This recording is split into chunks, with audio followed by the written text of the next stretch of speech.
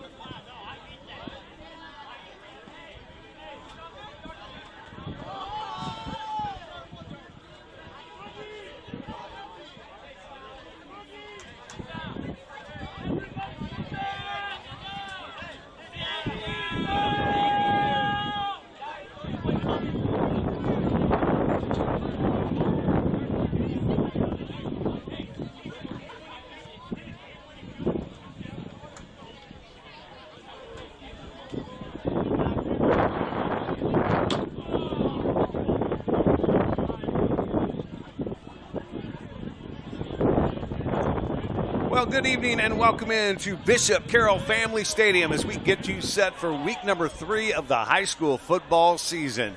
Doug Downs up here in the press box, our iCryo press box chamber. Feel better with cryotherapy from iCryo on North Mays Road. Cryotherapy, IV infusions, infrared sauna, compression therapy, and more. Find them online at iCryo.com. Boy, do we have a good one on tap tonight here from Bishop Carroll Family Stadium as the Derby Panthers come to Bishop Carroll to take on the Golden Eagles. Both teams are 2-0 on the season. I want to welcome you into our Butler Community College pregame. Welcome to the Butler Community College pre and post game. We'll have the post game coming up after the game. Obviously, pregame right now. Butler Community College students score big with diesel tech, auto technology, and construction. Butler Community College always enrolling. Sasha Bushka is on his way here to the stadium. He will be joining me up here in the press box coming up here just shortly. We've got Russ Kessler down on our Lubers Chevrolet sidelines. We'll be getting comments from Coach Dusty Trail, the head coach of the Bishop Carroll Golden Eagles, coming up here in just a few moments. We're on with you for the next hour, giving you our Butler Community College pregame. We will feature this game that we'll be calling tonight right here on KGSO between Derby and Bishop Carroll in the back half of our pregame. But let's get things started by taking a look around the area to find out what games we have our eye on and what good games are out there. And let's start out in the Wichita City League. Tonight in the Wichita City League, Wichita Southeast is going to take on Wichita North. And I'm going to see if I can get Russ Kessler on our Luber Chevrolet sidelines in here to help me out on the pregame. Walt not with us tonight, feeling a little under the weather, so hopefully Russ can take over that spot. But Russ, when I look at this game tonight, between, let's see, what was I talking about? Oh, let's see, Wichita South and Dodge City. Actually, I want to talk about that one first. Wichita South and Dodge City, out there at Dodge City. We saw South High last week. We know that team's young, full of a lot of sophomores. Now you got to take them on the road in a hostile environment in Dodge City. Can Wichita South go out to Dodge and get their first win of the season? Well, I guess we're not going to get Russ down there. Maybe try to just make sure that microphone's turned on down there, buddy. All right. Well, I don't know what's going on. We'll figure that out as Russ is going to come back up here, and we're going to see if we can figure out what's going on. But Wichita South going out to Dodge City. Tough place to play for Wichita South out there. Dodge City, always a tough place to play. They have a pretty good fan base that follows that team. That's why this team is later on in the year going to come and play Garden City at Riverfront Stadium, because they know that Dodge and both Garden and Dodge have big followings. So we'll see what can happen for the Titans if they can get their first win of the night. Speaking of Garden City, they will be here in Wichita at Friends University. They will face Wichita West. Wichita North and Heights will go after each other. Both of those teams looking for their first win on the season. That's going to be at Heights Stadium. Wichita East, a team that stunned Cape and Mount Carmel last week, is going to be taking on Wichita Southeast. That is over at South Carpenter Stadium. And then, of course, the other big game in the City League is going to be Cape and Mount Carmel taking on Wichita Northwest over at Northwest. This is going to be an interesting game. It's a game that you'll be able to hear on our sister station, KQAM. And what makes this an interesting game is with East High kind of stunning Capen last week. Then it makes Wichita Northwest and Capen both with one loss on the season. Those two teams right now are trying to fight to stay in this City League hunt. The loser of that game is going to definitely take a back seat in this City League race. Doesn't mean that they're going to be out of the City League race, but they will take a back seat in the race. You got up these steps pretty quick, buddy. Hey, I'm good. All right, good. Come on, that umpire gets me somewhere. I guess so. So Russ Kessler joining me in the booth. And when you look at this Northwest Capen game tonight, loser of this game kind of gets into the back seat in the City League race. Doesn't mean they're out of it, but they definitely, the team that wins definitely stays in the hunt. We saw Northwest in week one. They like to play that up-tempo offense. They've got two great running backs in Sincere Thompson and L.J. Phillips. Jace Glasper, their quarterback, does a good job of managing the offense, and they will try to run 70-71 plays. Weston Sharts, on the other hand, likes to slow the tempo down a little bit. Has a great running back in Omar Elias, a junior running back. He's loaded full of talent from last year's team that only had 2 losses on the season. This is going to be kind of old school versus new school in a slugfest, I think. I think it's going to be a real interesting game just because you have 2 coaches that are great. I mean, like you said, one wants to slow it down, one wants to speed it up. I think it's going to be up to the defenses to see which one steps up and really makes the plays tonight. Because I was talking to some friends of mine, they said that Capen just got shocked last week. They said that they got shocked last week, and they're ready to come out this week for some revenge. So, yeah, it sounded like uncharacteristically Capen turned the ball over. That's something that you don't see a lot of. out of a Weston Sharks coach team, and that was kind of the difference in the game against East. So, again, you can catch that one over on our sister station, KQAM. So that's kind of what's going on right now in the Wichita City League. I want to step down a few classifications and go over to the Central Plains League. And tonight, Belle Plaine will be taking on Pleasanton at Pleasanton. Douglas has to go out and face Cheney. Cheney got a big win last week at Garden Plain after being kind of stunned, I think, in week 1 by what's turning out to be a very good Kingman team. Now Cheney gets to host Douglas tonight out of Cheney High School. And Cheney is a very good team. I don't know what they scored the first week, 6 points. Yes. Yeah, how did that happen with that Cheney team? Before the season started, I was so anxious to see the Cheney-Andale game. And I don't know how that's going to come out now. But I think Cheney's back on course now, and they're going to score some points. We'll see how things work out for Cheney throughout the rest of the season. Also out of the Central Plains League tonight, Chaparral will be facing Conway Springs. That's over at Conway Springs, another team that we're used to talking about out of this classification, this division, that's usually pretty good. Conway Springs loses to Garden Plain 6-0 in week 1. That single wing offense just doesn't seem to kind of have it together so far yet this year for Conway Springs. I don't know if I really haven't studied Conway Springs, but are they a little young this year? And they're just trying to get into the flow of that single wing. And I think there's some of that. And usually when you go out to Conway Springs, what you see is a lot of size for a smaller school up front, and I just don't know if that size is there yet for that single wing as well. Wichita Trinity will take on a Kingman team that seems to be extremely good right now and the way they're playing football. So we'll see if Wichita Trinity, who's been a struggling team over the years, can get anything done against a very good Kingman team. In the Ark Valley Chisholm Trail, we've got all kinds of great games tonight in the Ark Valley Chisholm Trail. El Dorado, well, they're going to have to go out and take on the Andale Indians. Dylan Schmidt got his 40th win in a row last week against Rose Hill. Obviously, they've won 3 straight state championships. Andale is rolling again. El Dorado is going to have to make a trip for Andale for their first home game of the season. Well, I feel sorry for El Dorado because Andale lost their first home game because their new track wasn't done. So they had to go play in Wellington. So this is their first home game tonight. And you should hear the buzz living in Colwich. You can hear the buzz around Andale and Colwich about that game tonight. So I kind of feel sorry for El Dorado. Hopefully they step up and get a good game. Andale's almost like a small college, too, because when you go out there, there's tents up, there's buses, there's tailgating going on everywhere, so it's a great football atmosphere. Andover Central will travel to take on Ark City. The Jaguars got a pretty good football team. Week 1, they were able to handle Wheeler on the road, so a road trip to Ark City most likely not going to be an issue for Andover Central. Mulvane will face Augusta. Salina South taking on a campus team that took Mays South to the wire last week. Campus gets beat pretty big by Goddard in week 1. They go to Mays South. They take Mays South to the wire. They lose the game 17-14. And tonight they get a Salina South team that got beat up pretty good by these Derby Panthers. Well, which campus team's going to show up this week? The team that did bad the first week or the team that did good last week? So, but I think they'll be fine this week. Campus will come out and give a good showing. Valley Center will travel to Goddard District Stadium to take on an Eisenhower team that has started the season off very good. Coach Fisher has Eisenhower playing good football, so they will take on the Hornets of Valley Center. Buhler will be traveling to Great Bend, all this in the AVCTL.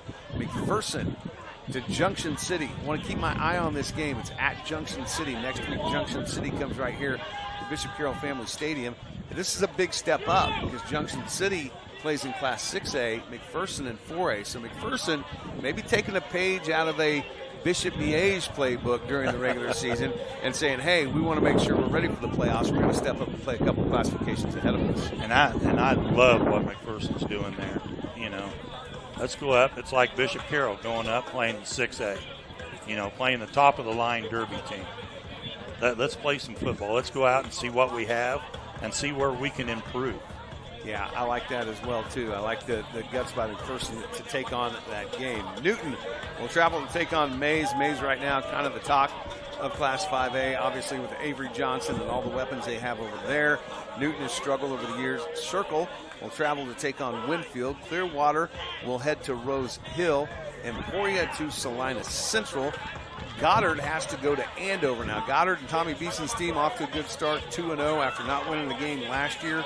Andover gets beat in week number 1, but always a tough place to play when you have to go out there to Trojan Stadium. This may be a real test for the Goddard Lions. And it'll be an interesting game, like you said, that Tommy Beeson has his team ready, and it's just sounds like Goddard's on track this year to have a good year. Yeah, I'm looking forward to seeing Goddard Eisenhower coming up here in a few weeks. Wichita Collegiate will go to Wellington. It is Wellington's homecoming tonight. They get homecoming early, so they will have to face a very good Wichita Collegiate team. And, of course, the other team in the ABCTL is Derby taking on Bishop Carroll. I saved this next game for last because I wanted to spend a little time talking about it.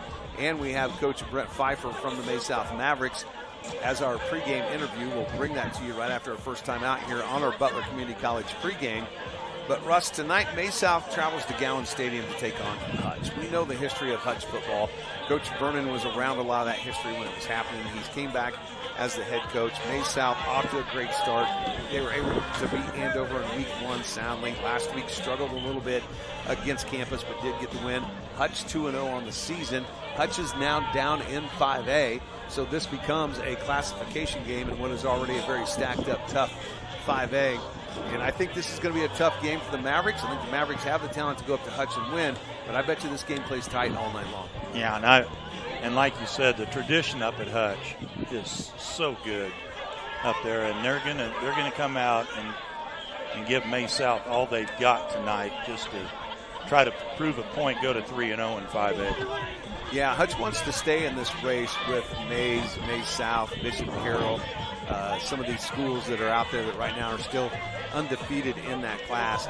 It all comes down, and this is kind of, even looking back at the Northwest Capen game, the reason why these early games are so important. Now, with Northwest and Capen, maybe not so much since Northwest moved up to Class 6A. However, Northwest does not want to get too far behind when it comes to losses, because then seeding becomes very, very important at the end of the year for the playoffs when it comes.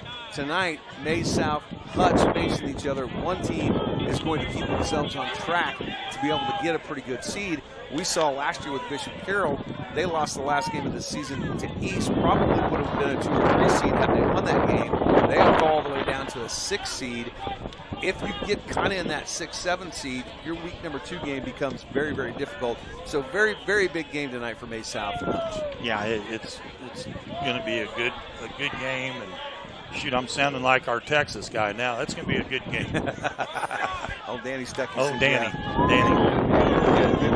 Game and 2 scores anyway. So we'll keep our eye out on some of those scores from some of those games that we just mentioned to you here on our Butler Community College pregame. Glad you are here tonight on KGSO, because we've got a big one for you here at Bishop Carroll Family Stadium. The Derby Panthers and the Bishop Carroll Golden Eagles. We're going to get to our first time out on our pregame. Other side of the break, Brett Pfeiffer, head coach of the May-South Mavericks. He will be on with us to talk a little bit more about his team's matchup tonight against the Hutchinson Salt Hawks. High school football is right here on Wichita's #1 sports talk, KGSO.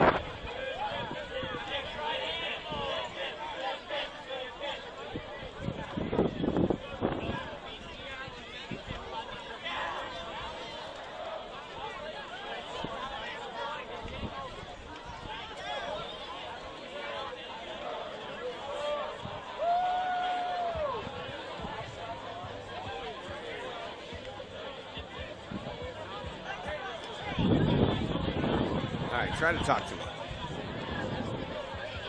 Check 2, 1, 2, 1, 2. Hello. No, I had you coming. There is something on that sideline blocking the signal. Because before the game, before everybody got down there, it was worked fine.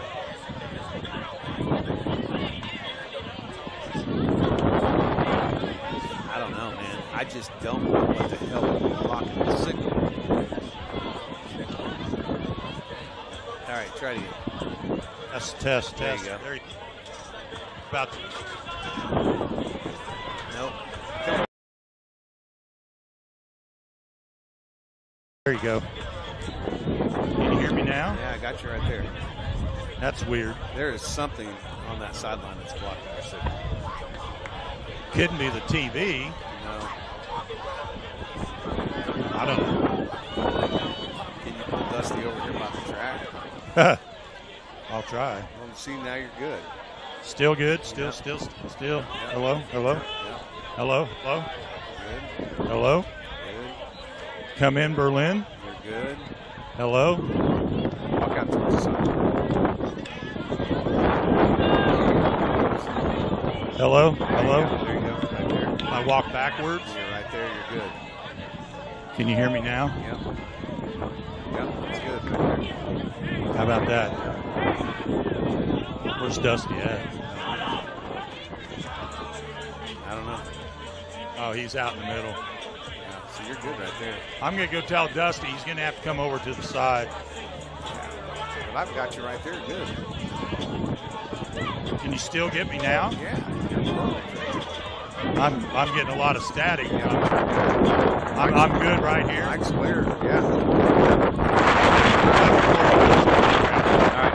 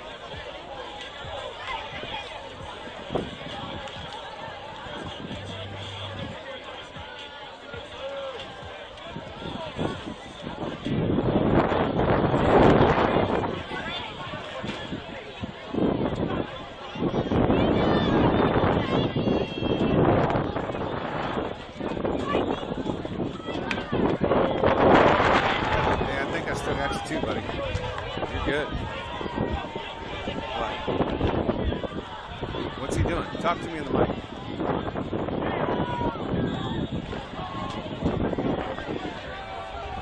Talk to me in the mic. What's he doing? Give him my phone. Oh, okay. Sorry. All right.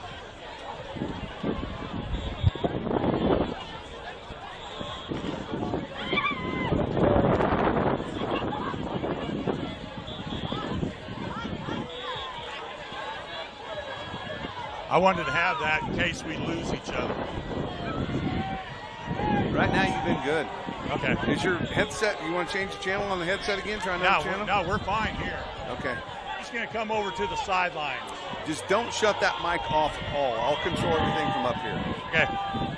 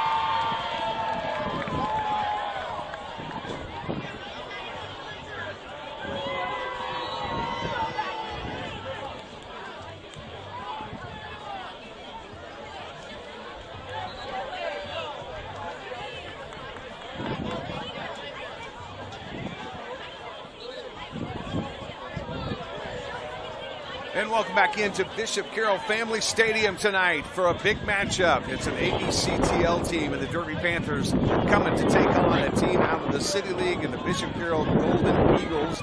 Doug Downs, Sasha Bushka now in the press box, running from the studio there at Kellogg and Mays, getting off with the press box and heading over here to join me on the broadcast. Walt, my normal partner in here, Sasha, feeling under the weather tonight, so couldn't make it. We got Russ Kessler down on our Lubers Chevrolet sidelines. This is your Butler Community College pregame. Don't forget, Butler Community College students score big with diesel tech, auto technology, and construction. Butler Community College, always enrolling.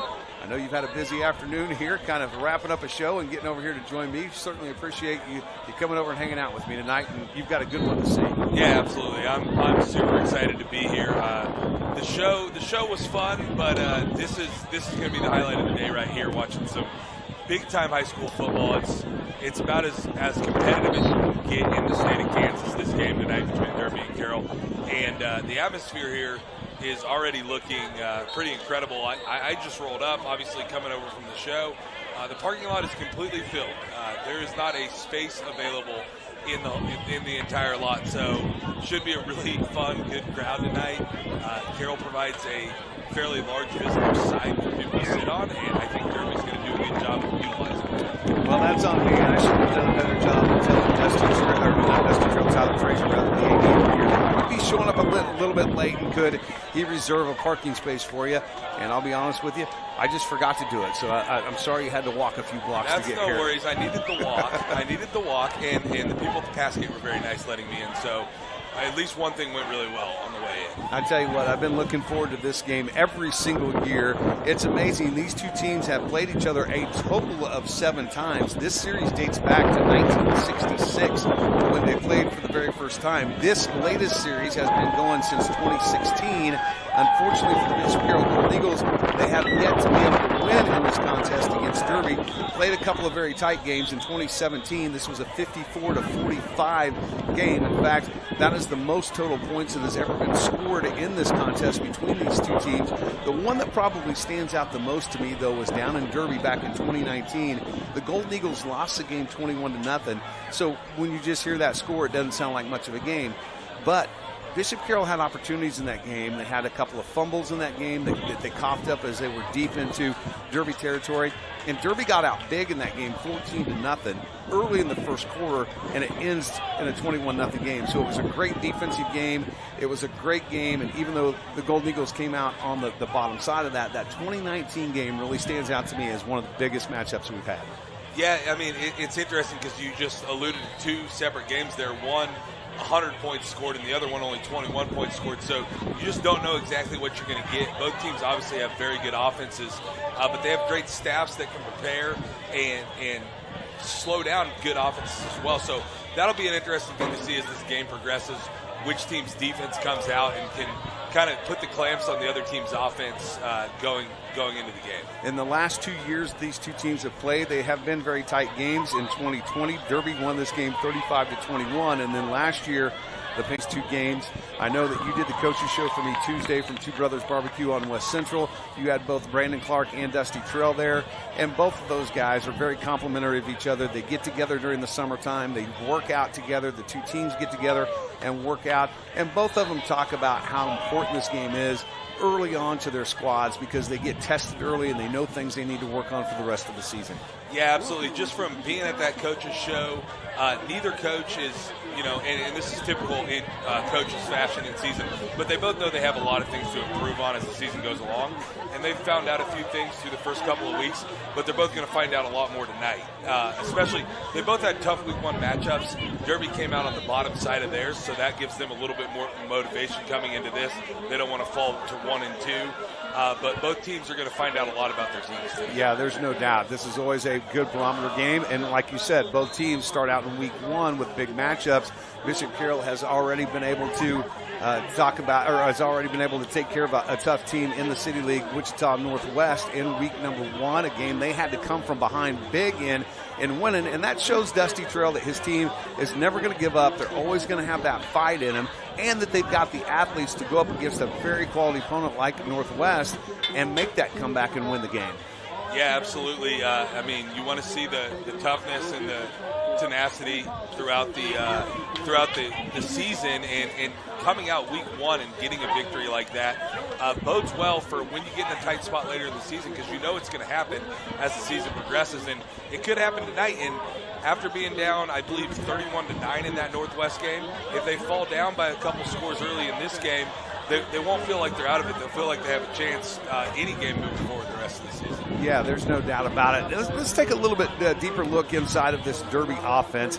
And, obviously we're going to talk a lot about number 2, Dylan Edwards. He's the Notre Dame commit, first committed to Kansas State, and then changed his mind a couple of weeks later, decided he wanted to go to Notre Dame. A 5'9", 165-pound senior.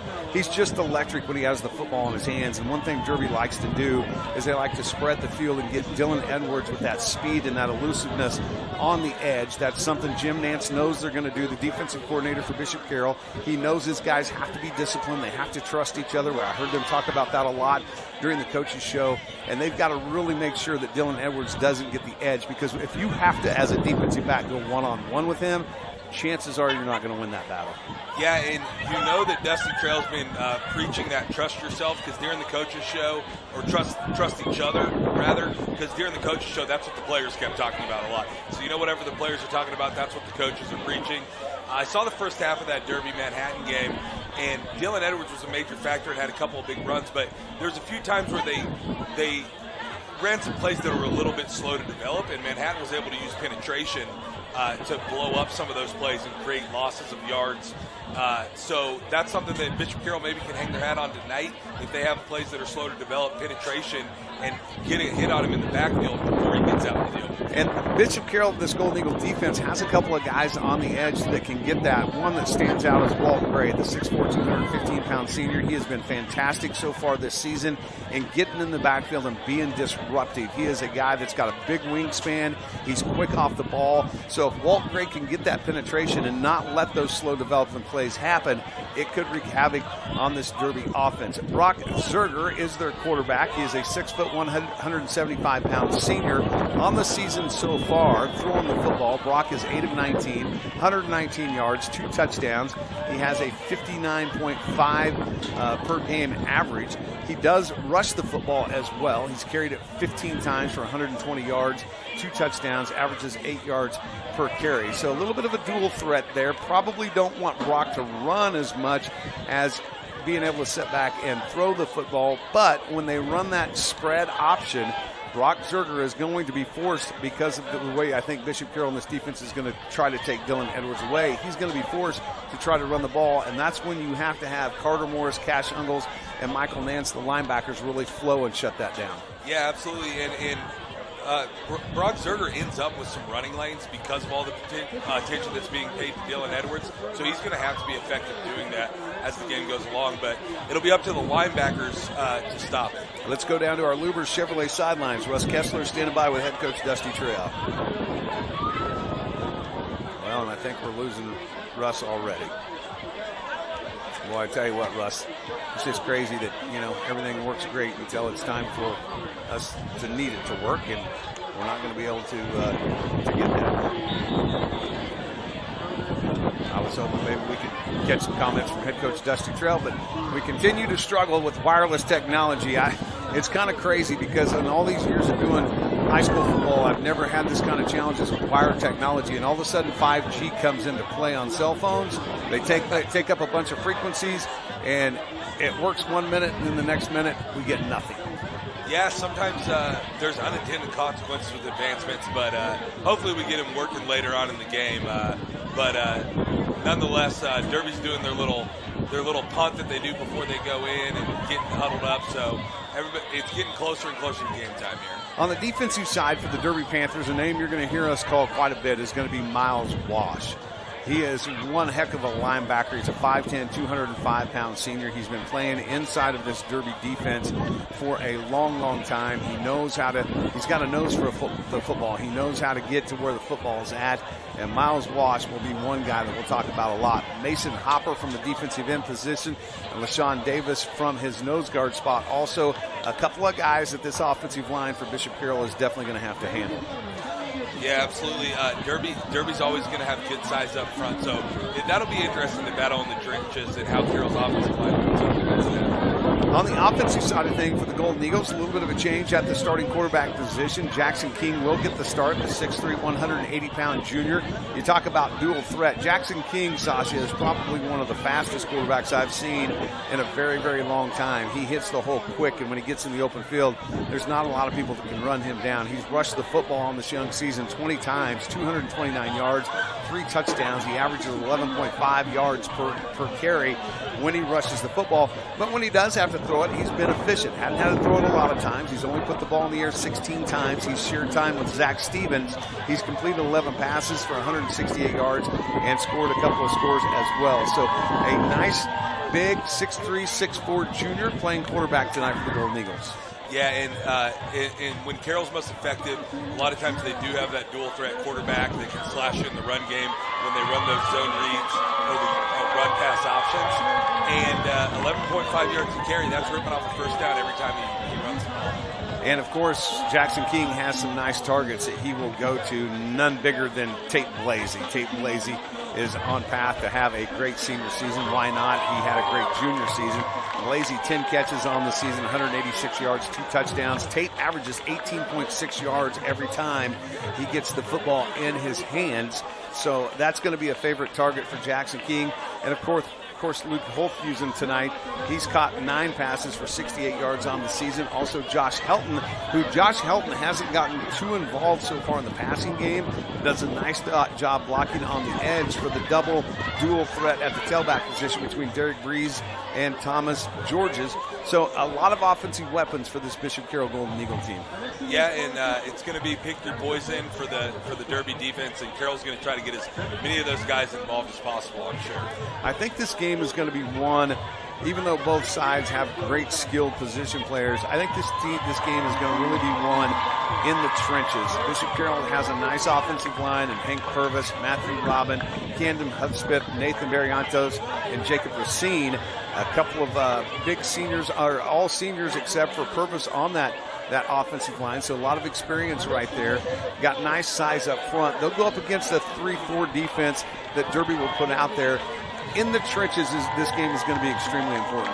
Yeah, I mean, as always in football, that's going to be really good. When you've got 2 high classification teams, you're going to have some big guys down there, and it's going to all come down to who can control the line of scrimmage, especially on the Carroll side, on the offensive side, just preventing penetration and then trying to get some penetration on the defensive side. So this is going to be a big matchup tonight. ABCTL taking on the City League. This will be the 8th time these 2 teams have played each other. It is going to be the 7th time in most recent history that these 2 teams have played each other as well. It is the Butler Community College pregame. We're going to take a quick time out on the other side of the break. It is straight ahead out here at Bishop Carroll Family Stadium.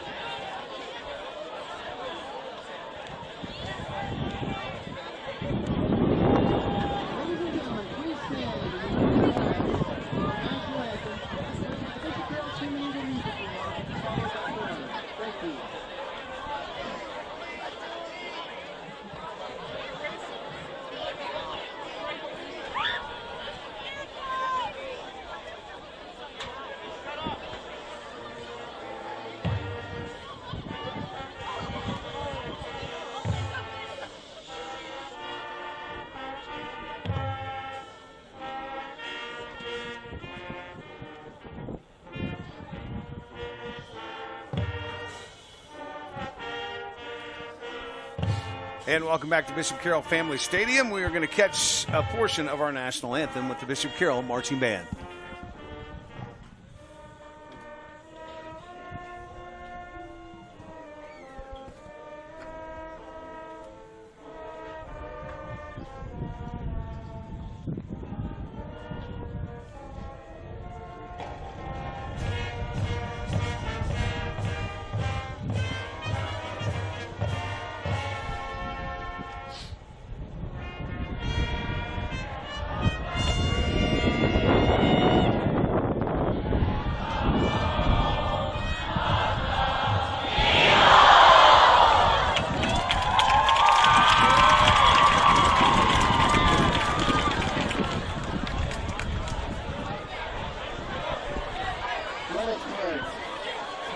In the name of the Father, and of the Son, and of the Holy Spirit, amen.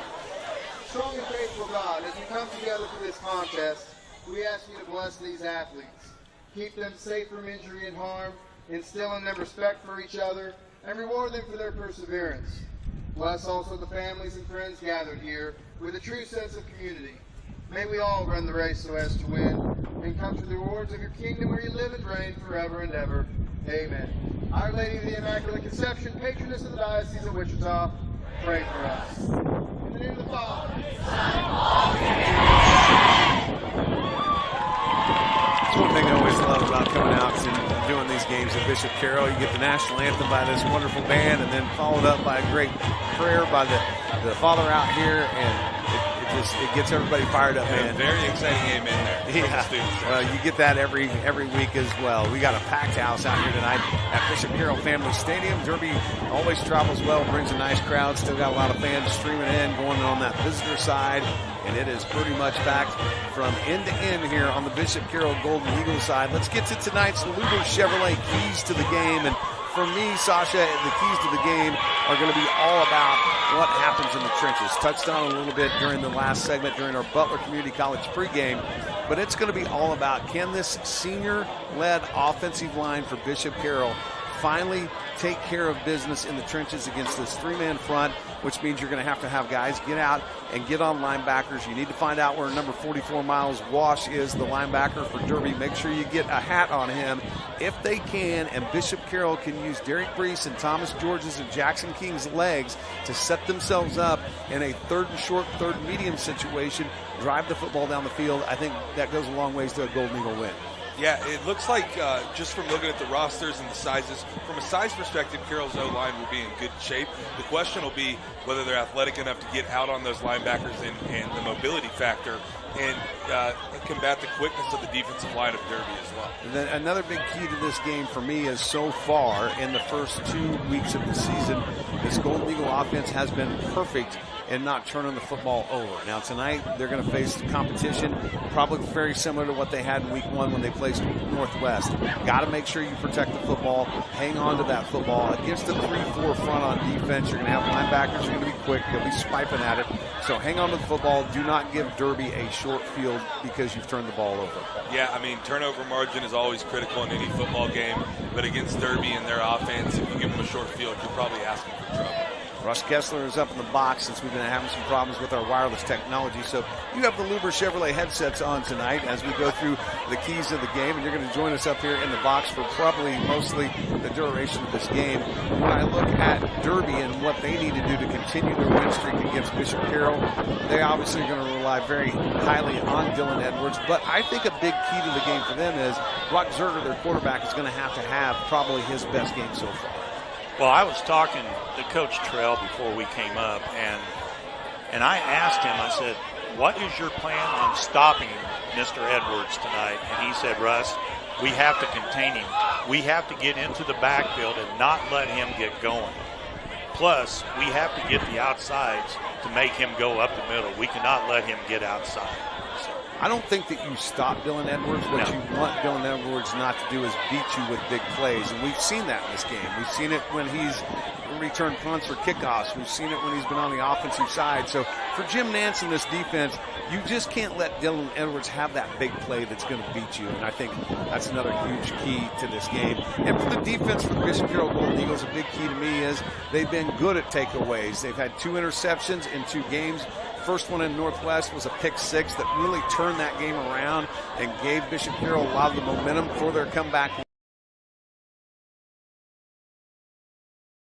Yeah, it's going to be critical, and a lot of that comes with the idea behind wanting to get penetration and putting pressure on the Derby backfield, maybe force a fumble, or maybe cause the quarterback to throw something faster or to a spot that he doesn't want to and force an interception out of it. Yeah, you've got to be able to try to get the quarterback off the spot, make him a little bit confused. And now, the one good thing for this Carroll defense is this defensive backfield is very, very experienced. Reed Haneberg got an interception last week. George Husband, his second year back there playing the defensive back position. Cooper Busing, who got injured last year and didn't get to play most of the season, he is the one that had the pick 6 against Northwest. And then Tyler Chrisman. So you've got 4 guys back there that have experience in that defensive backfield. But the other thing that defensive backfield will have to do, and I look for Reed Haneberg and Cooper Busing to be these 2 guys, they've got to know when to come up and fill those gaps so Dylan Edwards cannot get in that open field. Yeah, and hopefully when they're filling those gaps, it's with a couple other defenders with them, because you don't want to end up in one-on-one situations against them. That is no doubt. And that gangrene defense has to be strong. That is your Lubers Chevrolet keys to the game. Our final timeout here on our Butler Community College pregame as we come to you live tonight from our iCryo press box chamber. Kickoff is right around the corner here on KGSO.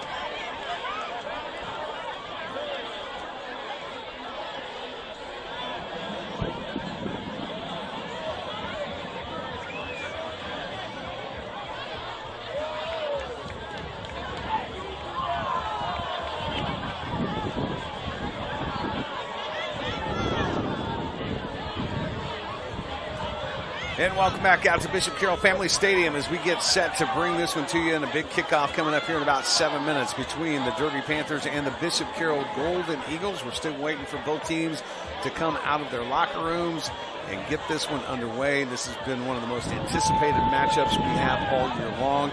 It's been that way for the last 6 years between these two teams. If you're just joining us here on our Butler Community College pregame, you maybe missed us talking about it. This is the seventh meeting between those two teams dating clear back to 1966, but in most recent years since they started this series back up in 2016, Derby has won all 6 matchups. So I know this Bishop Carroll fan base, especially coaches and players, they are really looking forward to getting this one underway to try to get the Golden Eagles really a notch in the column. Yeah, it's definitely a big matchup, and there's not a lot of opponents that you can say has beaten Carroll that many times in a row in recent years, so it's kind of a hurdle to get over. It reminds you of some of the hurdles they had in the early days, in the late 90s with Coach Shuckman, when they had to get over Liberal and the districts back in those days. And obviously it's a different, it's not playing to make the, but it's still a team that you want to go out and beat at some point. And Russ Kessler, you've been around Bishop Carroll Golden Eagle football for a long time. You've seen some of those matchups that Sasha just talked about with Liberal and places like that that have come in here. And obviously, in most recent, the Northwest Carroll game that's always played the first game of the year. But this one tonight against Derby, when you've went this long after renewing the series and you haven't scratched that win column, how much pressure does that start to put on a person, or on a team, I should say? Well, and you could really feel that the way you're talking down on the field when I was talking to coaches. Coach Nance was pumped about this game. He said, Russ, I don't know what's going to happen. He said it's a bunch of 15, 16, 17-year-old kids. How are they going to come out? But he said if they don't come out pumped up and ready to play football tonight, I've got a problem. I didn't get them ready. But he said we are ready to go, and you can feel the electricity on the field coming down from the stands. Even this place is packed already, and it was packed at 6:30. People wanting to be able to sit down and watch it, which they won't sit very long. They'll be standing the whole thing. Well, we always have the student section right in front of us, and they never sit down. So, and it looks like they've decided, other than the few select that have decided to wear K-State colors, K-State stuff to tonight's game, and they did that because Dylan Edwards flipped his decision from K-State to Notre Dame, so they're trying to tell him that he made that wrong decision. But other than that little group of purple that we have, this is a whiteout tonight with the student section all wearing white out here. Now, you're a Bishop Carroll grad, Sasha. Did you guys get together at the student section and make plans like this to make sure that, you know, the other team maybe was a little bit more intimidated? Usually there was a small group of students who had a theme and dressed up in some sort of costumes, as it were. I mean, I was going to say coming in tonight, we're going to see all green everywhere tonight. But as I look across at the Derby student section, I see a bunch of Patrick Mahomes jerseys, Chiefs. So I don't know what's going on over there. And down in front of us, we've got purple. So at least we got a little bit different on the color scheme than just everybody in the whole stadium. I think for the Derby student section, what they're trying to say is they've got a future NFL pro in their backfield, and Dylan Edwards, and maybe most of them want him to become a member of the Kansas City Chiefs. Who knows? Yeah, who knows? I mean, I don't know if these two student sections had communication across before all this happened, but it's interesting.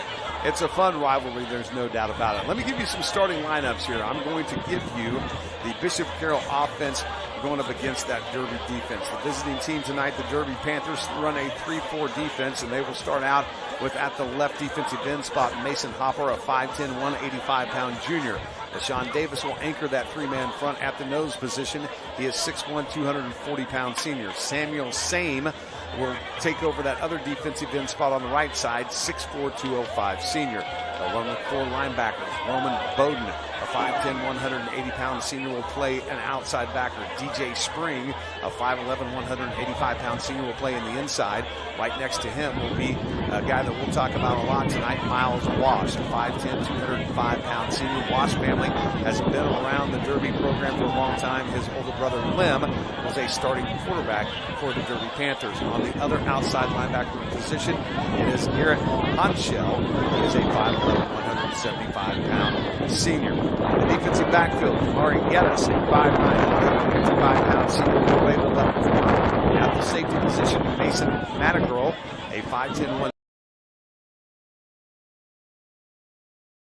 Baker, a 5'11", 170-pound junior, and Elia Vigil, a 5'9", 160-pound senior, will round out at the right cornerback position. The Bishop Carroll Golden Eagle offense anchoring things up front. There are 4 seniors on this offensive line. One of them is not their left tackle. He is a junior. That is Hank Purvis, a 6'5", 320-pounder. Matthew Robin will play the left guard at 6'1", 260 pounds. He is a senior. Camden Hudspeth will anchor things in the middle, snapping the football out of the shotgun for most of the night. He is a 6'3", 190-pound senior. Nathan Barrientos will anchor at the right guard position, a 5'11", 255-pound senior. And at the right tackle position, it will be Jacob Racine, a 6'5", 252-pound senior. At the wideout spot, Colton Hughes, a 6'1", 170-pound junior.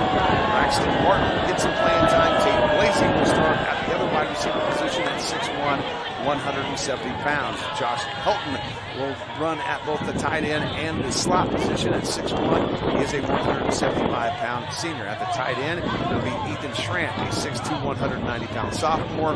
And the other slot / wideout will be Van Hannenberg, a 5'11", 160-pound junior. In the backfield, it is a triple threat with Derek Reeves, a 5'7", 150-pound senior. He has rushed the football so far this season. Didn't play in game 1 because of injury. He's got 17 yards and 1 touchdown. Thomas Georges will be the other tailback. He has been the workhorse so far in that backfield for the Golden Eagles. He is a 5'8", 160-pound junior. He's rushed the football 29 times this year, 139 yards. He's averaging nearly 5 yards per carry. And Jackson King, the junior, will get the start at the quarterback position, a 6'3", 180-pound junior. He has 11 of 16, 168 yards, 2 touchdowns, throwing the football. He does a lot of damage with his legs, very quick. He's carried the ball 20 times for 229 yards, 3 touchdowns, and averages nearly 11.5 yards per carry. As you probably heard right there, both teams have made their way to the sidelines. We will get the captains out to the middle of the field, and we'll get tonight's coin toss. I don't know about you guys, but I got some goosebumps. I've been waiting for this one for a long time. Yeah, it's going to be a great game, and coin toss, we'll see which team decides to take the ball and if either team defers if they win the coin toss. Yeah, it'll be interesting if Bishop Carroll wins the coin toss. Will they want to put the offense on the field? Is Derby the type of team that you want to make sure you go out and you attack first and you try to get that first score on? Here's the one thing when you look at both of these squads, and this is something you don't see at every high school football game, but there's a reason why both of these teams have what we call programs, and that means that they just kind of keep refilling, reloading, and they move on. But when you look across the way on that Derby sideline, you see 90, 100 players. You see the same thing here on Bishop Carroll's side, and you just don't see that out of two teams a lot in high school football with those kind of numbers. Yeah, absolutely. There's a ton of players out on the field, and that depth, it's why the programs sustain over the years, because the next guys are always ready when the next year comes. One of the things that Derby has done a really good job of over the years, and Brandon Clark got involved with very early on in his coaching career at Derby, was getting a youth program started, making sure that at a very young age, these kids start learning the terminology that they're going to hear in high school. They start running some of the base plays. So by the time they get in high school, they kind of know and have a good familiarity of what's going on with the program. Bishop Carroll started a junior program about 4 or 5 years ago, and they've kind of worked off that same model that Brandon Clark has set up at Derby. So we'll see in future years how that benefits Bishop Carroll. Looks like Derby did win the toss. They have decided to defer to the second half, so that Bishop Carroll Golden Eagle offense will take the field first. They're going to receive the football, and they will receive it from the north.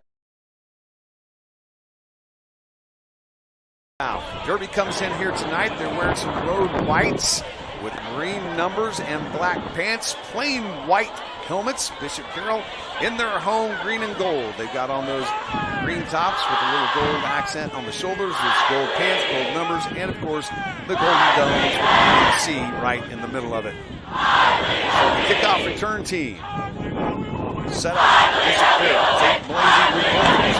And return guys go deep, go deep this kick. The wind blowing out of the southwest. We hope that dies down as the flag in the northern end zone seems to be blowing pretty good out of the southwest.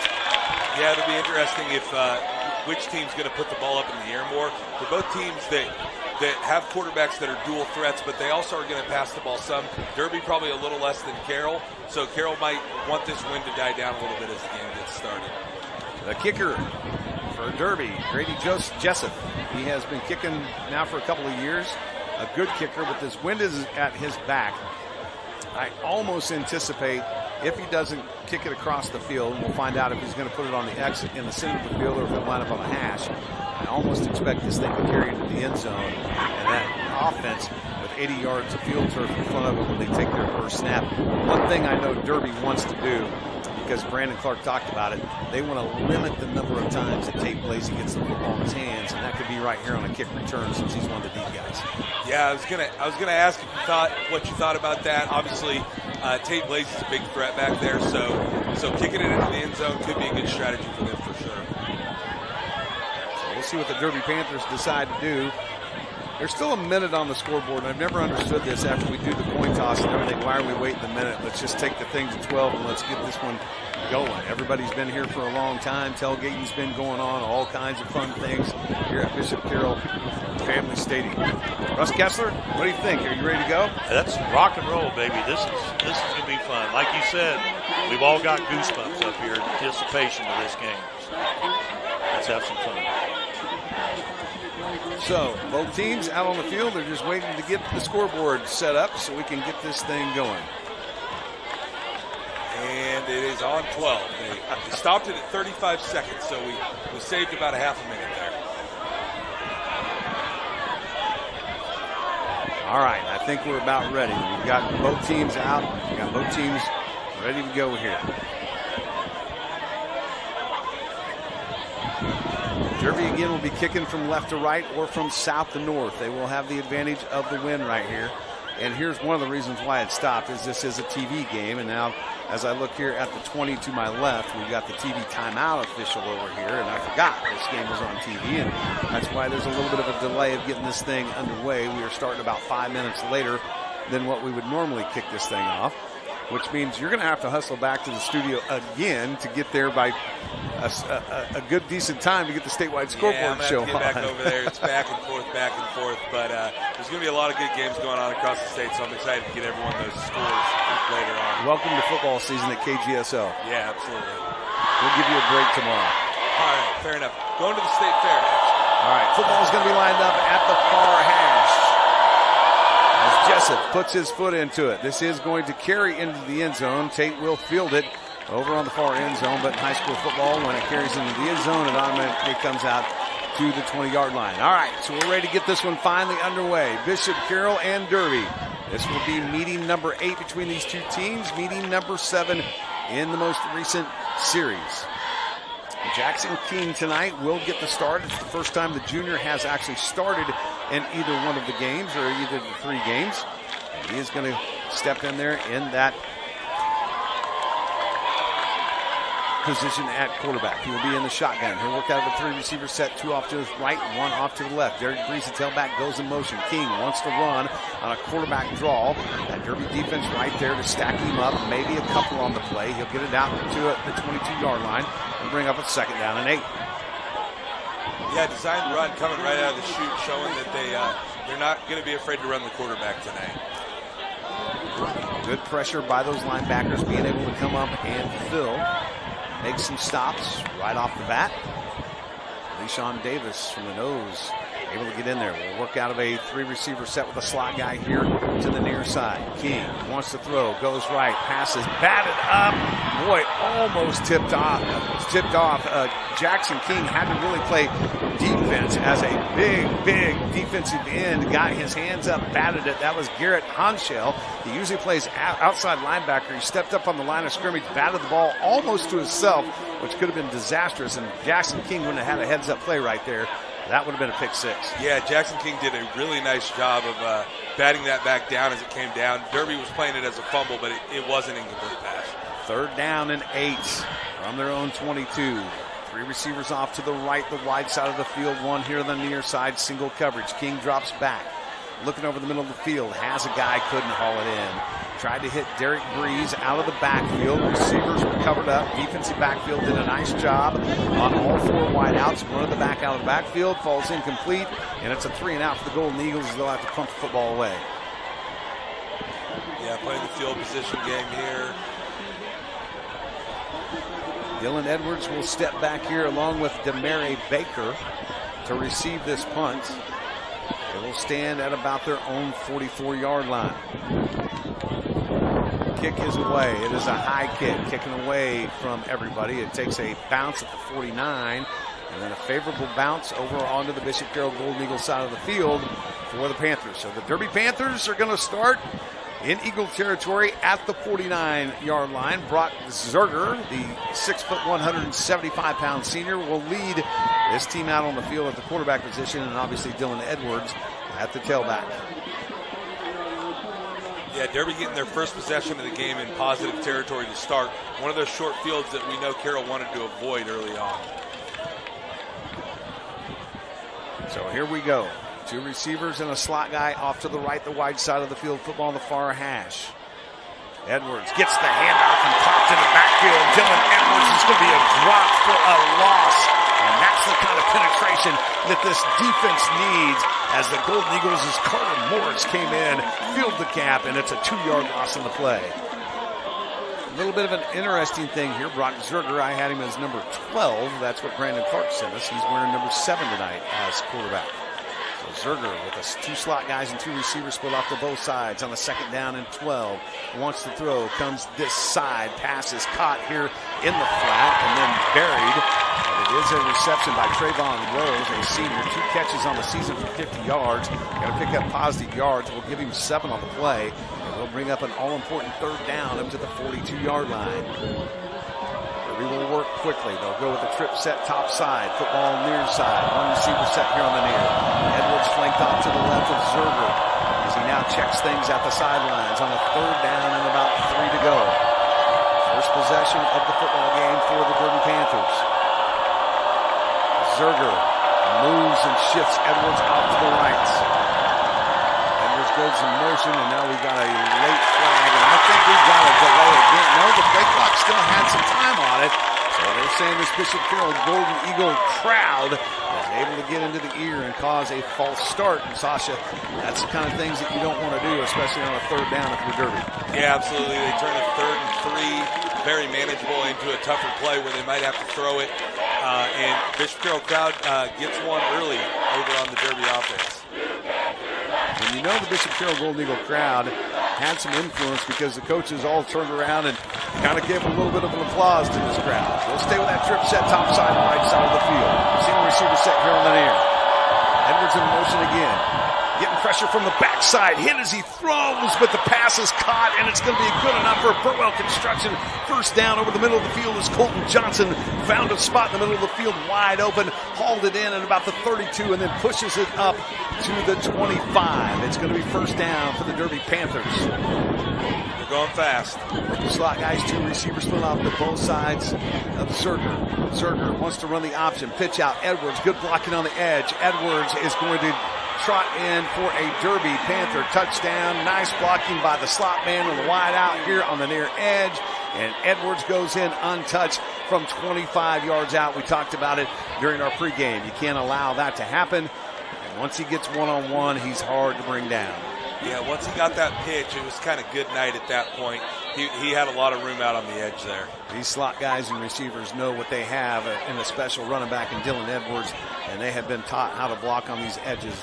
Boy, they threw some good blocks just to open that thing up. So at the 9:23 mark here in the 1st quarter, Derby strikes first. Point after attempt is good after a high snap. Panthers lead this 7-0. You're listening to Golden Eagle football on KGSO.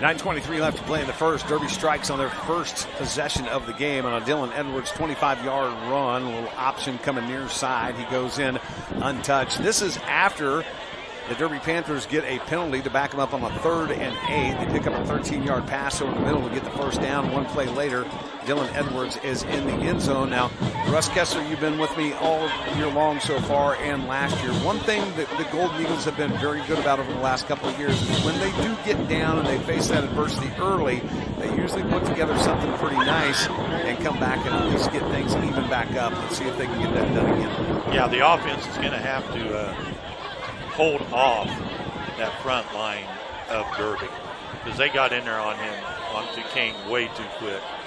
I think they're just going to have to really pick out their blocking assignments because Derby comes in with a 3-4, but what they will do is they will walk some of these outside linebackers, even a cornerback, up to the line of scrimmage, maybe confusing the offensive line on their blocking assignments a little bit.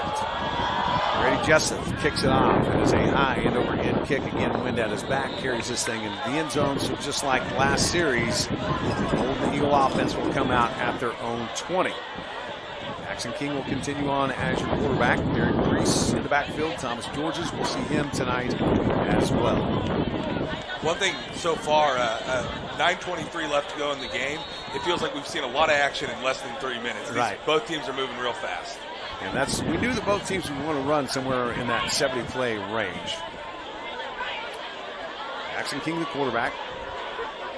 He will line up with a slot man and 2 receivers off to his right. Single receiver set here on the near side. King wants to run. Belly read. King able to wiggle his way through some traffic. He'll pick up a couple back out to the 22-yard line. Very familiar to that first series where Jackson King held his own number, picked up a 2-yard gain. So we're sitting down in a 2nd and 8 again. This Derby defense awful quick. Not a lot of size to him up front, but very athletic, very quick. Trip set top side, single receiver set here than near. King wants to run far side. It's quarterback sweep, trying to find some blocking out there. Not going to have a lot as that Derby defense able to flow to the football pretty good. He may have fell forward for about a yard, so a 3rd down and long to go, 3rd and 7. Derby being very aggressive with their pursuit to the ball so far. We talked about this in the pregame. You needed to set yourself up in 3rd and short or 3rd and medium. Right now they are just a tick over medium. 3 receivers off to the left of King. Football on the far hash. Let's see if he's going to decide to put this in the air. Derby showing pressure. They bring it. King throws quick. Outside. Caught. Tate Blasey. First down. Burwell Construction first down. The first one in the books now for the Golden Eagles. The offense will stay on the field as Blasey gets it out to about the 31-yard line. That is a gain of 9. Beautiful job by Blasey getting right to the sticks and turning around, catching the pass. 2 receivers split off to both sides of King. King wants to throw on first down. Looking right. Now goes over the middle. Has Blasey out there and almost got it into his hands. Actually, that wasn't Blasey. I'm sorry. That was Van Hanneberg. Hanneberg had a step. Yeah, he had 2 defenders out on him, but he got a step on both of them. And it would have taken a perfect pass, but could have been a big. Jackson King. King's going to work out of a 3 receiver set with a tight end. And a handoff to Georges. Georges wiggles his way through, keeps his legs driving. He's going to get up close to the 35. They'll mark him right there. So that is a gain of about 4. It brings up a 3rd down. Stop in there. Some linebackers making plays. Roman Bowden, a senior linebacker for this Derby Panthers team, got his hat in on Thomas Georges. 7:39 and counting here in the first. 7-0 Derby on top after scoring it on their first possession. A little bunch set here with a trip receiver set here on the near side. Single receiver set on the far. Here comes the pressure again. Quick throw out. Tate Blasey has it. Trying to get away from defenders. Puts his hand down. Falls forward. Let's see if he's going to have enough. He gets it out to the 42, and it will be a Burwell Construction first down. Needed 6, picked up 7, and Tate Blasey moves the chains for the Golden Eagles. Yeah, that was a beautiful job by Blasey. It looked like they were going to have him hemmed into the sideline, but he stayed in just long enough. Football on the near hash. Golden Eagles already back to the line of scrimmage. Both backs in the backfield. King hands off. It's going to be Breeze this time. Breeze finds a little bit of an alleyway to run through. A better run on first down. This will pick up 4, get it up to the 45, 46-yard line of the Golden Eagles. Slow down a little bit here. Getting a couple first downs was really big. You didn't want to put Derby's offense right back out on the field. 2 first downs so far in the drive. Now they've got a 2nd down and 6. 2 receivers off to the right. Single receiver set tight end. Hannenberg comes in motion now from right to left. They want to run the option short side. King keeps. King ducks. And not going to get enough for a first down, but he will make this a 3rd and short, which was a key to the game that this Bishop Carroll Golden Eagle offense gets into those 3rd and shorts. Samuel Sane was one of the guys on this Panther defense that came across the field and made a nice stop. He had some help by Mason Hopper. Yeah, nice play there. It looked like they wanted to set up the option, but King ended up cutting it up a little sooner because he saw the hole. Clock running at 6:17 and counting down 7-0 from their own 49-yard line on a 3rd and 2. Jackson King hands off. Thomas George's first down and a couple of ticks more. We'll move it again for a Burwell Construction first down. Get it over in the Derby Panther territory at the 47-yard line and a new set of downs. George is running tough so far. He's a tough runner, not a big kid, but runs tough. 3 receivers in the game. George's fakes. Melly Reed. King keeps, stays on his feet. King breaking tackles. King making his way to the Panther 32. A gain of 13 and a first down. Nice run there by the junior quarterback. They're going to move quick. Derek Breeze comes in the game. Georges, Breeze, King all in the backfield. They'll work out of a 3-receiver set. Lead blocker by Breeze. Handoff to Georges. Getting in on his ankles and dragging him down is Mason Hopper. He was able to shoot the gap from his defensive end position. A minimal gain of only 2 yards up to the 30. Yeah, when they get that first down, they really want to get that next play off fast. Brought in Breeze as a lead blocker there as well. Breeze will come back to the sidelines. Hannenberg will check back in. That'll give us a couple of slot guys and a couple of receivers in the game. Elton and Horfusing here off to the left. Hannenberg lazy off to the right, which is the wide side of the field. Football. As Jackson King sets up a trip set here on the short side. King hands off to Georges. Georges trying to follow blocks on that short side off those 3 wideouts. And Georges, the small kid, the big kid as he runs the football and drags dirty defenders, gets close to the first down. He'll come up a yard shy. We'll call it a 3rd down and a long 1 as the football will be spotted at the 23-yard line of the Panthers. They'll move quickly here.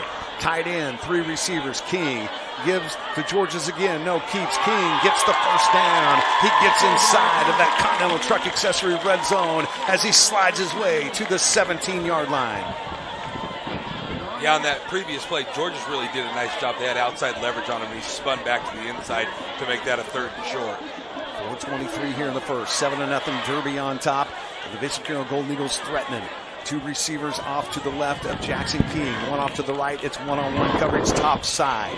King looking top side. Sit and go. King throws in zone and over. Shoots his intended target on that top side. It was Tate Blasey with one-on-one coverage. A little sit and go route. But King could not connect. Ball was incomplete. 2nd down and 10. Yeah, they had one-on-one up top there with Tate Blasey. That's the matchup they wanted. Little contact when he sat and before he went on the route, but no call. That sit and go may have taken a tick too long to develop. Maybe sit down on the route a little bit too long, trying to get the defender to bite. Give the defender a lot of credit. That's Cameron Geddes up top there. He was not going to bite on it. He's watched film. Jackson King in the shotgun. Slot man from Miles Wash. We told you we would call his name. We called it right there. Now a late flag comes in. I think we have either a face mask or a little extracurricular activity going on after the play. Nevertheless, this should be 15 against the Derby Panthers. Yeah, King just wouldn't go down, and they had him held up, and after they blew the whistle, they got a little too aggressive to get him to the ground. So a nice drive here by the Golden Eagles. They started this drive at their own 20. They put together a good drive with a series of first downs, moving the chains, and after this 15-yarder is marked off, it's going to set up a first down and goal for the Golden Eagles. the football is going to be placed. That's not 15. It's only about 7. Yeah, it would be. I guess half that's the distance to the goal. Yeah. So actually, they're going to say, I think they called a 5-yard version of a face mask right there, to be honest with you. They only marked off 5. In high school, you can get the 5 or the 15. Wouldn't it be, is it not an automatic first down? No, not if it's the 5. So it's a second down and 1. Football's at the 9. King will work out of a 3-receiver set, 2 to his left, 1 to his right. Sends his back. Georges in motion. Throws to Georges. Low throw. Georges does pick up a block by Hanneberg. Let's see if he gets close to that first down. Not a lot of gain on this play, and it will be a Burwell Construction first and goal inside that Continental Truck Accessory red zone. We talked about it just a moment before this drive started, that Bishop Carroll has been very good at answering scores. Let's see if they can get it done here. A trip set up top. King wants to run, trying to get behind those blockers. Boy, that Turkey defense does a good job of fighting off blockers and really not giving you that edge. King is going to pick up a couple, but as Miles Wass and company just flew through some blockers, they didn't give him that edge. So a second down and goal from the 7. Yeah, they do a great job of getting outside leverage on those blockers and hitting them, so it forces the play back in. That's one thing about a Derby and Brandon Clark coach defense. You're going to have to work for every yard you get. The Golden Eagles putting together a nice drive here and working for those yards. A second down and goal from the 7. 2:30 left in the first. Georges in the backfield, flanked off to the left of King. 3 receivers off to his left. It's a wide side of the field. Tate Lazy single receiver set. Georges will get the handoff. He'll run through the center of that defense, and again, just not a lot there. Not a lot of movement up front. Mason Hopper, that junior defensive end, was the first guy to put his hat on Georges and bring him down. So a big third down and goal right here. 2 minutes left in the first. That'll be interesting. If they pick up some positive yardage but don't get in, then they'll have a decision to make. Hudson Lee has been a terrific kicker for the Golden Eagles. He's hit a 46-yarder rather in game number 1 against Northwest from this end of the field. So he's almost automatic. Let's just get it in here on this third down. A 3-receiver set and a tight end in the game. Georges off to the left. King wants to run. King changes direction, able to break one tackle, but that defense is disciplined. They stay at home, and they wrap him up and bring him down. King did not have a chance right there. Mason Madrigal from his defensive back spot was able to be in on that stop. The rest of the Derby teammates joined in. So we're going to see Hudson Lee in this field goal unit come out. Kicking from the far hash over there. This is going to be about a 23-yard attempt. Right-footed kicker, football on the right hash. Clock going under a minute left to play here in the first. Derby leads it 7-0. Snap down, kick up, Hudson Lee. Puts it to the uprights. The Golden Eagles, after a nice drive, do at least scratch the scoreboard. They have a 7-3 lead over the Derby Panthers with only 50 seconds left to play here before we get to the quarter. Let's keep it right here. Guys, nice drive. Ends up at least with some points. Would have wanted to see a touchdown right there, but boy, you've got to be able to get blockers on this Derby defense. They're disciplined. They're going to flow with the ball. You got to get on your, especially your wideouts and your slot guys on that corner, because if they can just seal that block for a moment, Jackson King has the speed to get that edge, Russ Kessler. Yeah, and he really does. I think they got a little conservative when they got inside the 10-yard line. 3 plays right up the middle. I'm going. Yeah. I was hoping they would do a little bit of a swing run on that. Yeah, you could have seen some more creativity there. The closer you get to the goal line, the tougher it gets to move the ball. So they ran into that a little bit. Derby field got a little bit more condensed, and the lanes weren't as big. One thing, you would have loved to punch that in for a touchdown, but putting points on the board and keeping the ball for about 6 minutes was just what the doctor ordered for that Carroll defense. And it does give you an opportunity here now to flip the field, because Derby didn't have to go very far. They were lined up at the Bishop Carroll Golden Eagles side of the field on their first possession where they got 7. At least if you get a nice kickoff here by your kicker, Hudson Lee, who has a big leg, you get Derby back on your side of the field to start their offensive possession. If your defense holds up, you'll have a good opportunity to flip the field here. Absolutely. So 7-3 is the score. 50 seconds left before we go to the end of the first. It was a quick first quarter. 2 possessions for the Golden Eagle offense. Only 1 for the Panthers. They will get their second right here. And Derek Hubbard and Dylan Edwards both will be the return guys. Derek Hubbard is a guy that even though Dylan Edwards gets a lot of the notoriety, obviously as the senior going to Notre Dame, Derek Hubbard, who comes in for Dylan Edwards when he needs a break, he is very, very, very respected by his teammates, and Coach Clark talks very highly of Derek Hubbard. So you got a couple of guys back here deep that you really don't want to touch the football. Hudson Lee will line it up here on the near hash as he kicks off from right to left or from north to south. Hudson Lee is going to go across field, try to get it into the hands of one of the up guys. A couple of guys run into each other. It is fielded at about the 22, far sideline, staying on his feet, coming across the 40 or close to the 40, and on the return that is Demaria Baker. And Demaria Baker has a nice return up close to the 40-yard line. Yeah, I mean, they tried to kick it short to get into the hands of an up guy. Up guy fields it, and he still makes a pretty nice return on it. Well, Baker is also a guy that they will send back deep to field punts, so it's not like he isn't used to fielding kind of kickoffs or punts. Yeah, almost a little bit of a disaster there for Derby as Hubbard came up and Baker, they both tried to catch the ball at the same time, but Baker secured it. 43 seconds left to play here in the first. The Eagle defense needs a big stop. Brock Zerger, the quarterback, Dylan Edwards in the backfield. Edwards, fake to him. Zerger keeping on the belly read. Goes off to the left. And Zerger able to pick up some positive yards. We'll give him 5 on the play as he gets it up to the 45-yard line. So a 2nd and 5 coming up. Clock continues to run here in the first quarter. Derby on top, 7-3 with the football. A slot guy, 2 receivers off to the right, single receiver set far side, football on the far hash. As Zerger, Edwards, and teammates check the sidelines. Trying to find a perfect play here on 2nd and 5. Clock's going to run down. We may get to the quarter here before they even snap this thing. Nope, they will snap it. Edwards, handoff. Edwards, middle of the line. Edwards, we come back. Quarter 1 in the books out here at Bishop Carroll Family Stadium. It is the Derby Panthers 7, Golden Eagles 3, back after this quick timeout.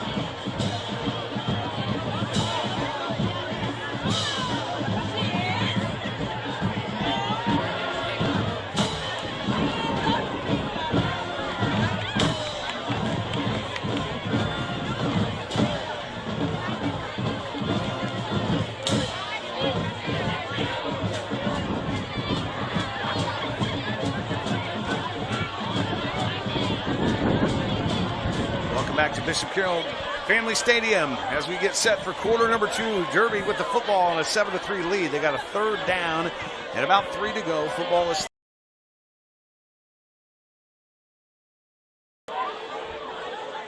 our TV timeout official did not do a very good job right there. I'm just going to tell you this because he stayed on the sidelines. We thought that they were going to take about a 1.5-minute long timeout. He stays on the sideline. Then when both teams come back on the field, he walks out to the 20. Russ, I wish you were down there on the sidelines because I'd go tell you to tell him he needs to come out on the sidelines and let us know up here in the booth what they're going to do here. Well, usually on the sidelines, they're telling me what to do now. So I need to be a little bit more assertive here then. All right, now we're ready to go. 12's on the clock.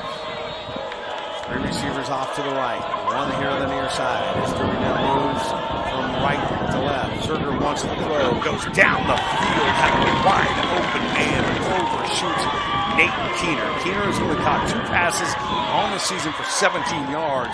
And boy, if Zerger could have connected there, it would have been a 6-point or another 6 on the board for Derby because Keener was wide open.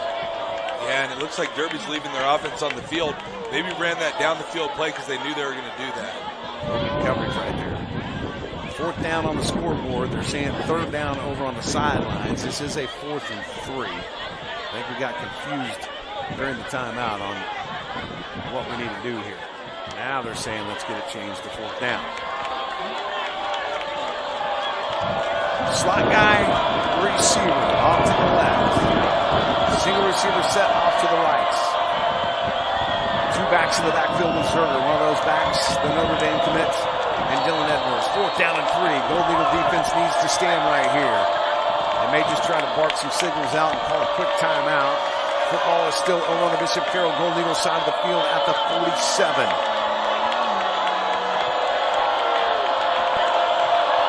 Zerger does take the snap, throws far side, caught, 1st down and out of bounds on the far side of the field. Just a flat pass on that far side of the field, and it is hauled in by Trayvon Rose, and he will move the chains, and they will set the football at the Golden Eagle 45. Yeah, wide open in the flats there. Gave him a pretty easy look to pick up that 1st down. A little bit too easy right there on a 4th down and 3. So new set of downs. Trip set here on the top side. Bishop Carroll looks like they're showing some pressure in that linebacker core. They bring the pressure. Dylan Edwards able to get past it, but cannot get past that second wave. Ball comes out at the very end. Bishop Carroll's on top of it. What are they going to call here? It is a Dylan Edwards and comes up with the football. They will be on the Derby side of the field. No, they will stay on their own side as they're going to say the recovery happened at about the 47-yard line of the Bishop Carroll Gold Eagles. Big play by the Golden Eagle defense there. Just what the doctor ordered, get the offense back on the field. And first time they've been able to slow down the Derby offense. Football came out, but it was on the far side, and there was a pile. I didn't see who came up with it. I just know he was wearing green. The white color of green, I should say. 7-3 Derby on top. 11:26 here to go in the half. Jackson King comes out. Breeze and Georges both in the backfield. He'll work out of a 3-receiver set. Wants to throw. Rolls right, throws right. Flag down. Pass is caught. It's going to be about a 12-yard pickup. Let's see what the flag is all about. Pass is hauled in by Luke Holfhusen. But unfortunately, that flag was thrown in usually the area where you either see an illegal formation or an offensive hold. Yeah, it came down as the play was going on, well before he threw the pass, but not quite quick enough, I don't think, to be an illegal formation unless they were just slow on the ground. There's a conference out on the field right now, so we're going to figure it out. But I think this is going to back Bishop Carroll up. Eligible man. They're calling an eligible man downfield against Derby, and then they called a false start. I think they called it two penalties on the play. Well, they did, but how do you have an ineligible man downfield on Derby? I think it was they're on the defense. Both on Carroll. They were both on Carroll when they stepped off. Well, he pointed to Derby's side. I know he did. All right, nevertheless, it's going to be on Derby's side of the field. So it'll be a 1st and 15. Now we got to stop and play again. I think there's a question by the coaching staff here as Dustin Trell talks to the official on the mark-off. If they were going to take the illegal procedure, they needed to come back to the original line of scrimmage and mark it off, and that is not what they've done here.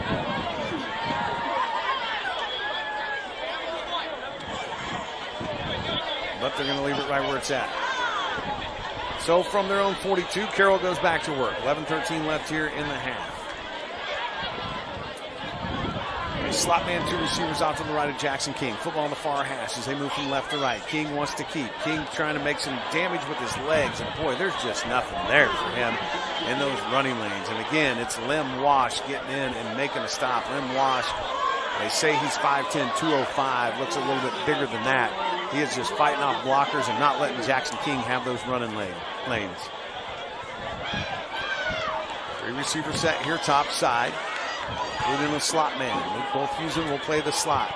Annenberg and Blasey will be the wideouts. Single receiver set with Helton on the far side of the field. Second down and 15. Jackson King wants to throw, comes quick. Hannenberg has it. And again, just doing a nice job of fighting through the blocks, making a tackle. Is this Derby defense? That is Mason Madrigal, who fought through the block at Tate Blasey and limited to no gain on the play. In fact, lost a yard back to the 40. Almost looked like we were going to have a trick play there. They ran a receiver in behind the receiver who caught it. He was going to pitch to him, but he faked it and went upfield instead. Thought about the hook and ladder right there. So a third down and very long to go. Tight bunch set here on the near side. Single receiver set on the far. King gets pressure. King steps up, keeps his eyes downfield. Now throws, passes, caught. Tate Blasey makes the catch. It's not going to be enough for a first down, but it gets back a chunk of yardage as the ball will get over on the Derby side of the field at the 48-yard line. So it will bring up a fourth down. This is going to be a fourth down and about 4.5, 5 to go here. Offense right now staying out on the field. Yeah, King looked like he was looking for someone to run out past the sticks. He never got it, but the completion gives him a chance to go for it. Offense staying on the field, down 7-3. 3 receivers left, one here to the near. Football near hash. They will go for it. Jackson King has some running room. Jackson King trying to outrun a defender and step out of bounds to get the first down. It looks like he will be right at the sticks. This will be close, but I believe he picked up the Burwell construction first, and they are moving the chains. Jackson King, the junior quarterback, needed 5, got about 5 3/4 to move the chains. 42-yard line, 2 receivers right, 1 left. King wants to keep again. King able to find a little bit of a lane this time. Not a big run, but enough to have a nice run on first down. Yeah, it wasn't a huge hole, but the offensive line got a good push. He went about 5 yards untouched. Second down and 5 after a 5-yard gain by Jackson King. Derek Breeze checks in at the tailback spot. 4 receivers in the game. We'll send Thomas George is in as well. So we'll have 3 backs in the backfield and work out of a 3 receiver set. Breeze gets the handoff. Breeze spins his way out of trouble as he's able to plunge forward for a couple. Up to the 35-yard line are the Golden Eagles, and a third down, very short to go. One of the keys of the game was to be in this situation right here.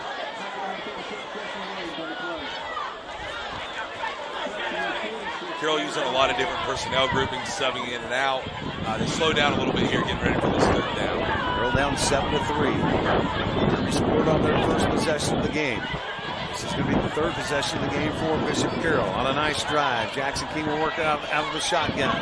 Derek Breeze flanked off to his left. He'll work with 3 receivers in the game. Wants to throw on third and short. Goes down the field. Man is there, but cannot connect. Got grabbed a little bit as he tried to come out of a sit-and-go route. Tried to get it down the field to Holthusen. He was being covered nicely on that far side of the field. Maybe got away with a bit of a grab, though. Offensive line gave King a lot of good protection there. He had plenty of time.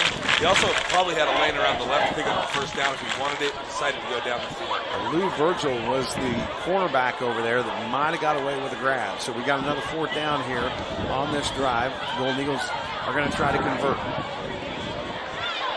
Annenberg, Helton, top side. Tate Blasey, single receiver set here near side. Got a tight end of the game. Derek Breeze goes in motion. King runs away from the motion. Jackson King breaks into the open field, making guys miss. Jackson King, 5 dives. Touchdown! Bishop Carroll Golden Eagles. 42-yard run for the speedy junior. Jackson King making dudes miss and diving into the end zone. Security as well with all those guys coming in from behind. Took a moment for the official to throw the hands in the air, but the Golden Eagles take the lead for the first time of the game. Hudson Lee puts the dot under the exclamation point. 10-7, 8:26 left to play here in the half. You're listening to Golden Eagle Football on Wichita's #1 sports talk, 1410 AM, 93.9 FM, KGSO.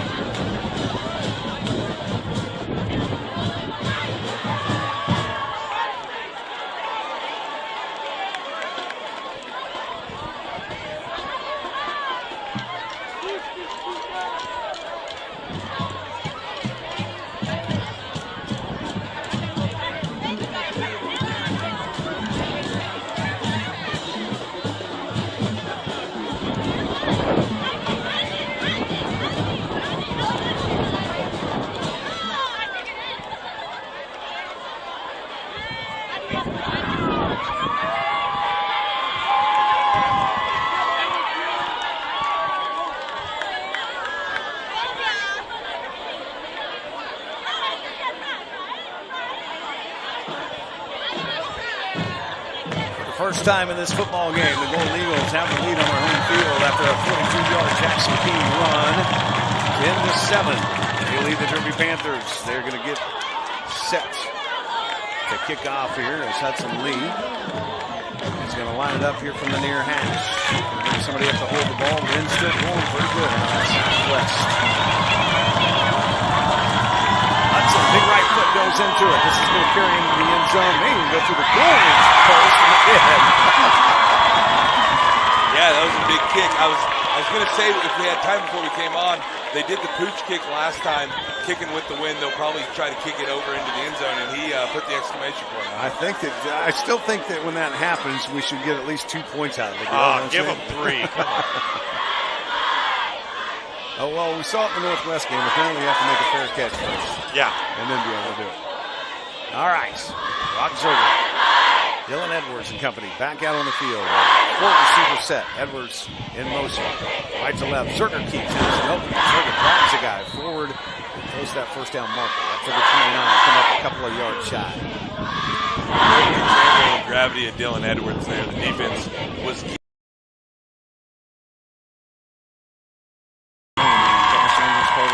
Michael Nance. Again, it goes back to what they talked about on the coaches show. You got to trust. Trust that your outside guys have that covered. You stay at home and don't let Zerger cut back in. Tight end. 2 receivers here to the left, 2 to the right. Zerger wants to keep again. This time they stay home. This time they wrap him up. But he will get enough for a well construction first down. The chains will move. He needed to get it to the 30. Got it right at about the 30. And actually mark him at about the 31. 7:43 and counting. 10-7 Golden Eagle lead. 4 receivers in the game. 2 split to both sides of Zerger. He'll stay in the shotgun. Familiar spot for him. Edwards right behind him. Edwards goes in motion. Zerger pitches out that time. Edwards has it. He didn't get the corner that time. Drugged down though. And I tell you what, Ray Brogan came in last week against South High and made some nice plays. Right there comes in, takes over one of those linebacker spots. And Ray Brogan, the one guy here on this Carroll team that probably has the speed to get on Dylan Edwards, makes a terrific play right there, limits the gain to only 3 yards. Up to the 34. Second down and long. Slot guy and 2 receivers off to the left, 1 to the far. Handoff straight last play to the right side for Dylan Edwards, maybe back to the line of scrimmage. Now you got this Derby Panther offense where you like to have them. A 3rd down and long to go. They need 7. Got to get it out to the 41 to pick up a first. Football is setting right at the 35-yard line. It'll be interesting to see what Derby offensively does here. Last few 3rd and longs, they've gone to the pass. They go with the trip set top side. Football on the far hash. Single receiver set far side. Bishop Carroll showing some pressure with the linebackers. They bring it. They get Zerger off the spot. He throws. Middle of the field. Caught. First down up to the 50. And moving the chains again. That's Colton Rudy. Is a junior wide receiver. Checks in the game. Finds the open soft spot in that zone. And picks up the big play up to the 50. As they pick up a 16. They're going to move quickly. Slot guy, 2 receivers off to the right, 1 here to the near. Football on the near hash. Zerger with Edwards wants to run the option. Pitches.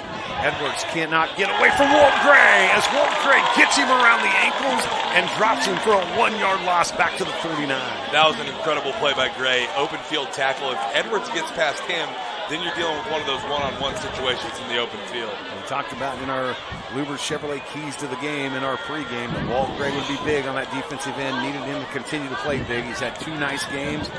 Big stop right there for a loss of 1. Back to the 49 of the Golden Eagles. Zerger will work out with the shotgun. 4 receivers of the game. 2 split off to both sides of him. Football on the far hash.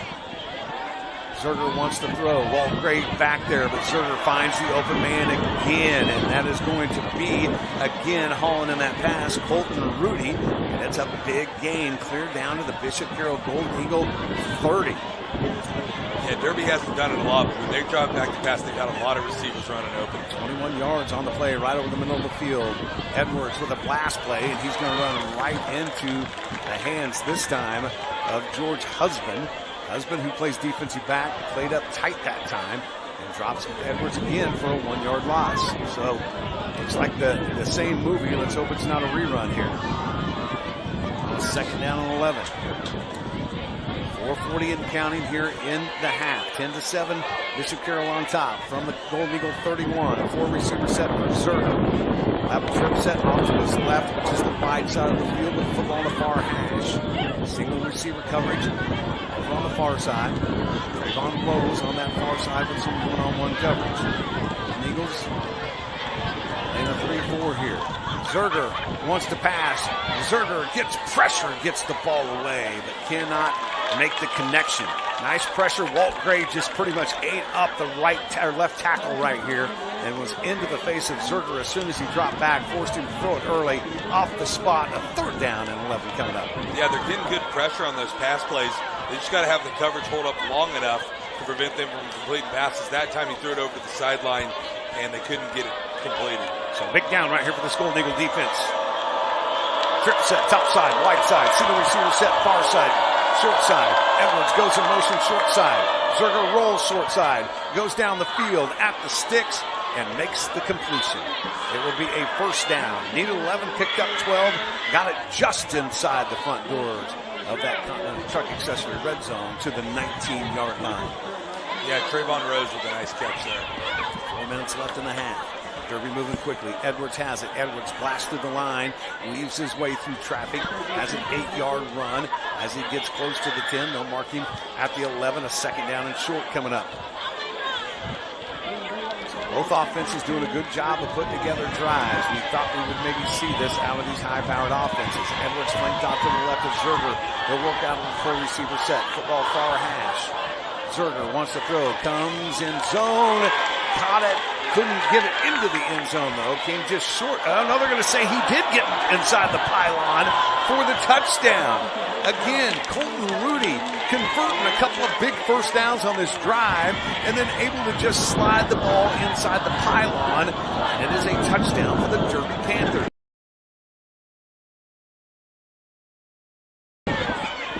Boy, official made that call, Russ Kessler, and he was clear back behind the play. I'm not sure how he saw it snuck in there. I think the wrong one called it. The other one didn't follow the play. So with the extra point, Derby regains the lead. It is a 14-10 lead. The Golden Eagles, 3:34 left to work here in the first half. They do have all 3 timeouts. So, looks like our young man, Colton Rudy, who comes in, plays a little wide out right there, is able to connect a couple of big first downs in that drive and then sneak that thing inside the pylon. Yeah, they did a nice job of hemming up Dylan Edwards for the most part on that drive, but every time they got in a third and long yardage situation or even second and long yardage, they were completing passes. Derby did it more through the air on that drive than anything. Derby Panthers, nice drive to regain the lead, but plenty of time here in the half. Bishop Carroll did receive the football to start this game. Derby won the toss, but they did defer. So the Golden Eagles will have to kick off the second half. This is going to be an important 3:34 right here to work with 3 timeouts in your back pocket. We know Bishop Carroll likes to go fast, but in a perfect world, you score a touchdown with that much time left in the second. Luke Corfusion will be the far return man. Tate Blaze will be here on the near side. Keep this in mind in case they decide to kick this thing short. Cooper Bucci, actually it looks like that's Derek Breeze, one of the tailbacks that's over on that far side, is one of the up guys.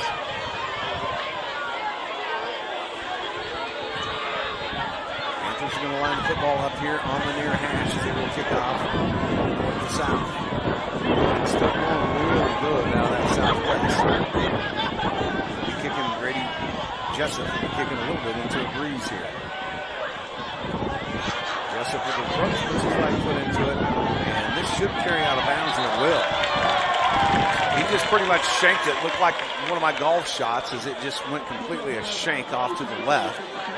This is going to set up good field position now for the Golden Eagles. They'll get the football at their own 35-yard line. They'll have that 3:34 and 3 timeouts to work with. Yeah, he might have been trying to put a little extra into that one since he was kicking into the wind this time. Let's see what Josh Mann's offensive coordinator for the Golden Eagles dials up right here. Jackson King did the damage last time with his legs and a 42-yard touchdown run. I like to see these receivers get a little bit more involved in the game. Last weekend against Northwest, we saw a lot of short passes that then opened up some of the things to go down the field long. Let's see if that's kind of what they're working on here. They'll go to the trick set top side. It's going to be Holthusen, Helton, and Hanneberg on the top side of the field, which is the wide side. Single receiver set with Tate Blasey here on the near. Jackson King rolls to his left, looks left, throws left, has a man down the field, in contact again, but no call. Wanted to get it down the field to help. Elijah Vigil. Yeah, they're definitely using their hands on the top of those routes. Yeah, they're letting them get away with it too on that top side. This back official isn't even moving with the legs. I mean, you would think he would move over and see if he could see some interference or something like that, but he's just standing flat-footed on the play. I'll give you our officials here after this play. 4 receivers in the game. Quick pass to the outside, tucking back in. Only a minimal gain of about 2 yards. It looks like that was Helton on the reception. Actually, it was Holthusen. Picks up about 2. 3rd down and run. Jeremy Jones is our referee. David Haynes, umpire. Rocky Hines is our linesman. Our lines judges Terrence Shine, and Devin Martin is that back judge that you're talking about. 3rd down and 8. Clock running under 3. 3rd down and 8 from the 37. Looking at a 4-receiver set. Pressure is coming by Derby. Screen is trying to be set up, but read perfectly. Derby is so disciplined on defense. Garrett Honchell came in and took away the screen man and able to knock this thing away. This is going to be a big possession coming up for the Golden Eagle defense because the offense wasn't able to protect them too much there. They want to try to keep this right where it's at heading into the second half. Need to have a good punt right here. Holthusen is your punter. Hubbard and Edwards go back. They're waiting this kick. Holthusen had to go up. Pressure came on the punt. Gets a nice following punt. Comes near sideline. That's going to go out of bounds at about the 31-yard line. Let's see where they mark it at. He's going to say right there at the 31. So from their own 31-yard line, Derby will go back to work on offense with a 4-point lead, 14-10, 2:40 to work with. Panthers do have all 3 of their timeouts as well. And you wonder right here if you get some stops in that running game, if Coach Dusty Trail will try to use some timeouts to give himself a little clock in case he can get his offense back out on the field. Yeah, maybe if they get into like a 3rd and long situation, but first order of business is making sure you can stop Derby from moving the ball. Rob Zerger, Dylan Edwards in the backfield. A tight end and 3 receivers in the game from their own 31. Panthers fake to Edwards. Zerger sets up the screen, comes over the middle and blasted Ray Brogan. It was 1-on-1, and the deuce goes to Ray Brogan wearing 1 in the dark green as he just swallowed up Derek Hubbard on the middle screen. Yeah, it looked like they set up that play nicely, but Brogan came over and destroyed what they had going. Ray Brogan's a nice player for this defense, a senior linebacker. 4 receivers in the game. 2 off to the right, 1 here to the near. Bad snap. Zerger has to pick it up and then gets swallowed up by guess who? Number 14, Walt Gray. And maybe you think about a timeout right here as the clock ticks down to 1:56 and counting. It's going to bring up a 3rd down and 10. Derby's going to take their time, it looks like. Oh, maybe not. They're not using the timeout now, but I bet they will if they don't pick it up. 4 receivers in the game, 3 off to the right. Pressure is being shown by the Golden Eagles. Zerger rolls short side, comes short side, pass caught, and a 1st down. Boy, they just keep letting Colton Ruby just find a space here in the zone and convert long 3rd downs to pick up the Burwell construction first and move the chains up to the 44. That's something Jim Nance and his defense will have to talk about at halftime. Clock stops. The out of bounds play at 1:37. Empty backfield. 2 receivers, 2 tight ends. Zerger back by himself. Wants to throw quick. Goes out quick. He cannot make the connection. A long pass across the field on an out route. Tried to get it out there into open space on that far side of the field. His intended target on that far side was Trayvon Rose. Yeah, they had Dylan Edwards lined up at receiver that time over here on the short side, but he was looking the other way the whole time. The ball in the near hash. Edwards will be in the backfield this time. They'll work with 2 slot guys, 2 receivers split to both sides. Pressure being shown by the Golden Eagles off that top side edge. Clock is stopped at 1:32. 14-10. Derby on his right. Gets Edwards, and Edwards is swallowed up again. A nice big stick on that far side, dropping Edwards as the young man turns around. Get you a name over there on that defense, because that is definitely worthy of being called out. It looks like that was Michael Nance. Happy birthday, young man. Celebrated a birthday a couple of days ago, and he just gave his wish to Dylan Edwards. 3 receivers, top side, 1 near, 3rd down, 15. Zerger drops back, gets pressure from Walt Gray, comes over the middle of the field, and find an adjustment for that, especially on 3rd and long, as Colton Ruby is able to really just kind of have his way in picking up first downs. Yeah, they're going to have to do something a little different, because everything up around the line of scrimmage, the screens, the run plays, the option, they're taken care of. They're handling that stuff. But then when he drops back, there's receivers running open down the field. So they are going to have to make a little bit of adjustment on that going into the half. And it doesn't matter if it's the out route that's just a couple of yards behind the stick, or as we saw there, in the middle of the field. Receivers are finding their way to get open in that zone. Boy, the defense is getting the what to down there.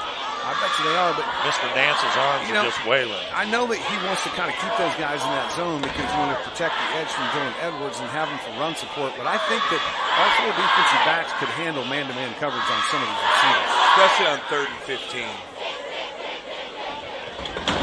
Slot man, 2 receivers off to the left of Zerger. Tight end on the far side. Man goes in motion. It's Ruby from left to right. Zerger going to roll right, looks back left, gets pressure, and a face mask is going to come out. Boy, he almost got brought down by Sam Hampton, and Hampton, as he jumped up in the air and came back down, got into the headgear of Zerger. Flag comes out. Hampton's going to be flagged for the 15-yarder. Clock stops at 39 seconds, or is that 3.9? I can't tell. I think it's 39. Yeah, but that play should have taken more than 5 seconds. It was on 44 before that play. So I don't know. I think it's 3.9, and for whatever reason, the dot on the scoreboard just opened it up. 3.9 would be better right now than Carroll. Yeah, that was. You got to try to keep points not going on the board right here. So after a 15-yard walk-off, that's going to put it in that Continental Truck Accessory red zone at 13, first down. 4 receivers in the game. Zerger in the shotgun, wants to throw. Zerger looks end zone, and it's going to be picked up by the Golden Eagles coming back the other way. And this side, 40, 50, blockers out in front, cannot stay on his feet. But a big pickup for Carter Morris, and a huge return all the way out to the Derby Panther 34-yard line as Carter Morris picked it up in the end zone. Morris was rumbling there, and he had blockers out in front. Didn't quite have the speed to make it all the way. We put him in a position with 26 seconds here that Carroll can try to go the other way with 3 timeouts. Now I'm glad it's 39 instead of 3.9. We'll take the 26 seconds. Big defensive stop right there, stepping in that passing zone. Carter Morris, and a big return with blockers out in front of him. Let's see what Jackson King and company can do. 3 receivers in the game, 2 off to the left, 1 hitter in the air. Looking Tate Blazey's way. Blazey's got a step. Blazey hauls it in, inside the 5, down to the 2. Tate Blazey goes over the top, and the defender, Kamari Gaddison, hauls it in. It'll be first and goal with 22 seconds left to go for these Golden Eagles. That was a heck of a catch. He came back over him, and they weren't. He had to come back to the ball where you usually see PI if that happens, but these refs haven't shown that they're going to throw that, so he had to come down. Jackson King made a nice throw. Nice throw. He kind of threw the ball. It looked like a little bit short, so Blazey could come back and get away from the defender. Yeah, and he went right over the top of him. It could have been on, could see it this Sunday on that You Got Moss. Boy, how things can change quickly. 39 seconds was on the clock when Derby looked like they were threatening. You get a Carter Morris interception and a big return, and one play later, you got first and goal for the Golden Eagles to try to take the lead into the locker room. Yeah, it could be a big 14-point swing. You got to punch it in here, though. And Derby gets the ball first in the second half, so Carroll wants to get this lead going into the locker room. Coming up at the half, by the way, while we got a quick timeout right here, let me tell you, we do have a guy that is going to be joining us and talking about the multiplier. If you haven't heard about this yet, the private schools are one vote away from having a multiplier added to bump them up in classifications for a season coming up probably in 2 years before that changed. All that is explained very well by one of the experts that has been involved from the start with the Catholic Diocese of that multiplier, and we will bring that interview to you at the half. But first, let's get this 22 seconds and touchdown here. Jackson King in the shotgun, 2 tight ends in the game.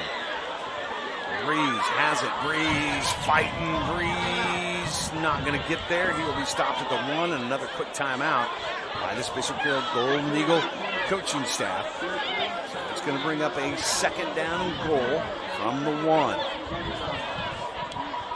18 seconds, still 1 timeout left, so you've got the whole playbook here, because if you don't make it in, you can call a timeout.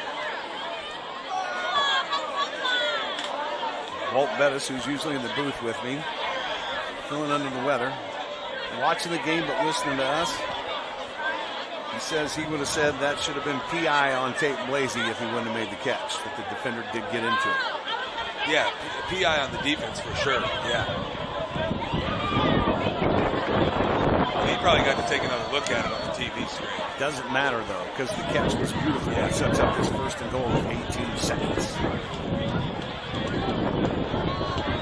Boy, what a half of football right here this has been.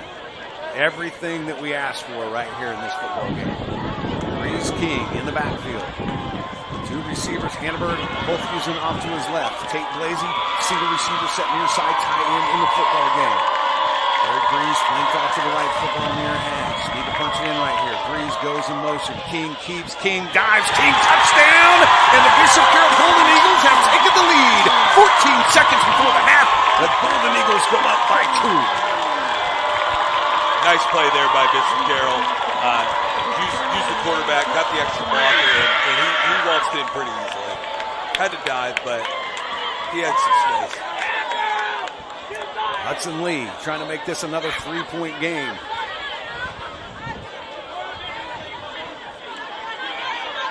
A lot of momentum for the Golden Eagles going into the locker room if they can hold this lead for the next 14 seconds as Hudson Lee punches it through. And the Golden Eagles, if they can hold on for 14 seconds, will take the lead going into the locker room. After going down early in the game, 7-0, they answer. Then they actually go up in the game. Derby regains the lead. And now it is the Golden Eagles with a 3-point lead off of a great defensive play and a great offensive play. Yeah, it's been a lot of good back and forth action. Everything you could ask for out of this game so far. Hopefully the second half is just as good. My guess is that Hudson Lee kicks this thing through the uprights again. Derby comes out and Brandon Clark takes a knee and regroups at half. Let's see what happens. If my partner Walt was here, he would say, or could it be some riverboat gambling time right here with only 14 seconds and do a little onside kick and try to surprise He must be more of a riverboat gambler than me.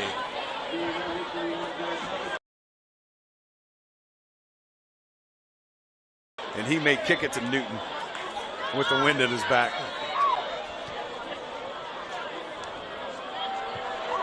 Hudson Lee with the approach. The right foot swings hard. And this is going to carry just inside. Dylan Edwards fields it at the 1. And boy, has a lane. This is disastrous for Bishop Carroll. It's not Dylan Edwards, it's Derek Hubbard. And Hubbard is going to be chased down at the Golden Eagle 19 with 2 seconds on the clock. Parker Flax chases him down from behind. And he was gaining ground just little by little the whole way. That's a heck of a job by him to run him down. Hubbard fields it in the corner at the 1-foot line. It just didn't carry into the end zone. And Parker Flax, who will come in and play a little wideout on this team as part of the rotation, able to chase down Derek Hubbard, but it's at the 19-yard line with 2 seconds. If you're Brandon Clark, do you just bring out the field goal unit and try to kick a field goal and tie it up? It doesn't look like, though. They're going to bring the offense on the field. They'll take one shot. So much for that knee. Now the Carroll defense needs to stand up for one play and prevent him from getting in the end zone. Peter and Trayvon Rose off to the right. He's got Dylan Edwards and the receiver flanked off here to the near side. It is Colton Ruby. And Brandon Clark's going to call a timeout. Didn't like the defense he saw, so he's going to take one of his 3 timeouts right here.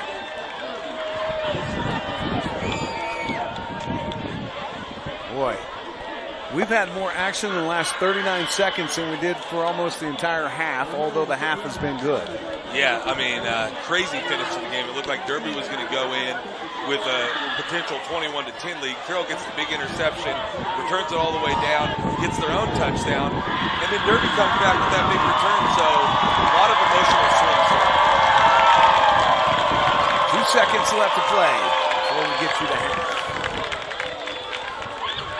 And Derby at the 19-yard line of the Bishop Carroll Golden Eagles. Again, coming up at the half, Jamie Finkeldine, Associate Superintendent of the Catholic Diocese, joins us talking about the multiplier, but we still have 2 seconds left here. 4 receivers set and a tight end in the game. Edwards in motion from left to right to overload the right side. Zerger rolls right, looks right, gets the pass off, and it's almost picked off again. That's going to get us to half. Making a break on the ball was Michael Nance. Couldn't haul it in, but at the break, the goal lead. You are listening to Golden Eagle Football right here on Wichita's #1 Sports Talk, 1410 AM, 93.9 FM, KGSO. Halftime coming up.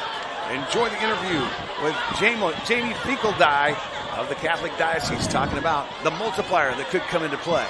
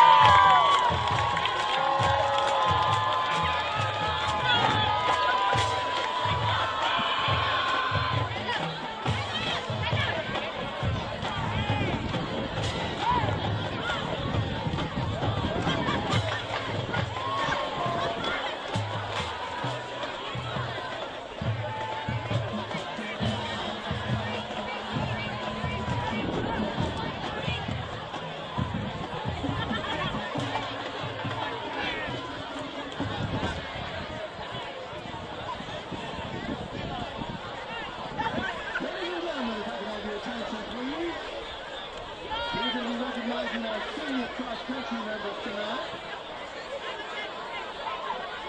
Our first senior we'll recognize is Rosie Burns, parents of Joseph and Lisa Burns. Members of Holy Spirit Parish, Rosie's been a member of the cross-country team for 2 years. Congratulations, she plans to enlist in the Army. Our next senior is Mark Bergman, parents of John and Rachel Bergman.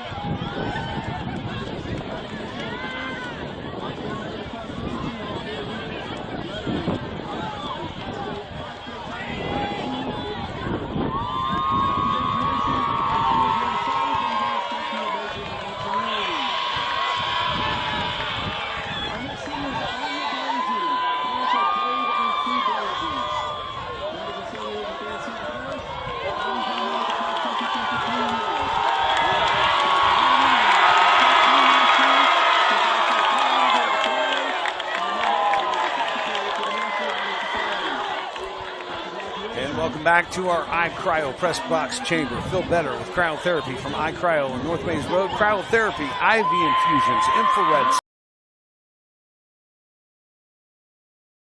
Cryo.com. Right down. Sasha Bushka, Russ Kessler here at Bishop Carroll Family Stadium tonight. Derby, Bishop Carroll 17-0. 17-0. I wish it was 17-0. 17-14 rather. The Golden Eagles take a lead into the locker room, Sasha, in just what was really an exciting half, especially in the last 39 seconds. I mean, there could have been all kinds of scoring going on in that last 39 seconds, and what we ended up with was just the 7 that the Golden Eagles were able to punch in. Yeah, that was a wild finish. It looked like Derby had a chance to score a touchdown, and then Carroll gets a touchdown going the other way after the interception.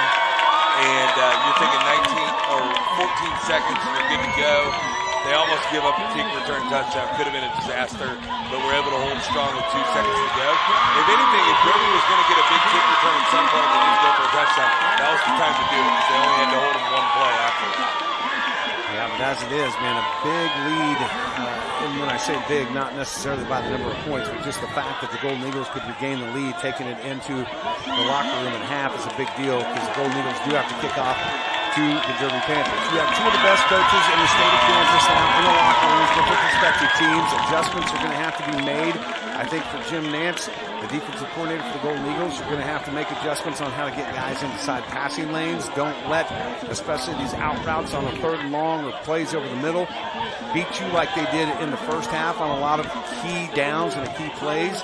So I think defensively, there's going to have to be some kind of an adjustment in the way that zone is being played amongst the defensive backs and the linebackers. And for Brandon Clark, I think you've got to figure out a way. You did it in the first drive that got you a touchdown from 25 yards out to Dylan Edwards. You've got to figure out a way to get Dylan Edwards more on the edge. Yeah, I mean, we talked before the game about winning in the trenches, and it was going to come down to the guys inside. From a defensive perspective, Carroll's done an amazing job in the trenches. They've controlled the line of scrimmage. They've bottled up most of the running plays, stopped the screens, snuffed those out. It's just when Derby's been throwing the ball down the field, they're gashing them through the zone of the secondary there. So with 5 minutes still left in half, we have an extra long half tonight because this is a game on TV. We're going to take another quick timeout. We'll come back on the other side. Russ Kessler is down on the Luber Chevrolet sidelines. Our wireless mic, for whatever reason tonight, I don't know if it's just so many people in here with cell phones or what it is, but we've had so many people in here tonight that it's blocked our signal. So Russ hadn't been able to really hang out on the sidelines. He's been up here in the booth with us. But Russ is down on the Luber Chevrolet sidelines right now. He's waiting for Dusty Trail to come out of the locker room. He will at least talk to Coach Trail and then be able to come up here and tell us a little bit about what's going on and the adjustments that are going to be made. Don't forget, for your next vehicle purchase, visit Luber Chevrolet in Sheen, new or used. I'll tell you what, when you go out to Luber Chevrolet, you're going to be treated just like you are a neighbor of the Luber's family. They are so kind. They make the car buying experience fun again. So get out and see them at Luber's Chevrolet for your next vehicle purchase. Quick timeouts. We're at the half out here at Bishop Carroll Family Stadium. We're listening to Golden Eagle football.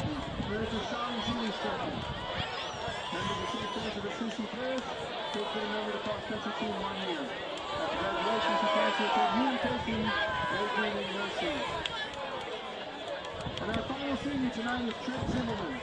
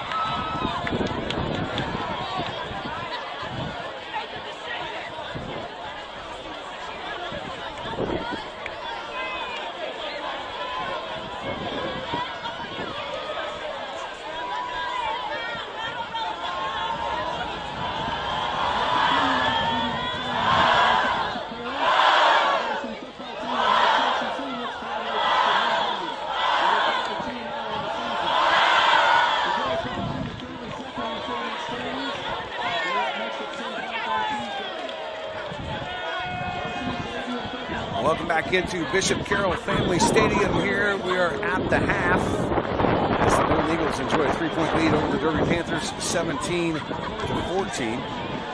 Tim Mullen, who does the stats for us here at Bishop Carroll Family Stadium, sent me halftime stats. Right now, the Golden Eagles on the ground, 101 yards so far of total rushing offense.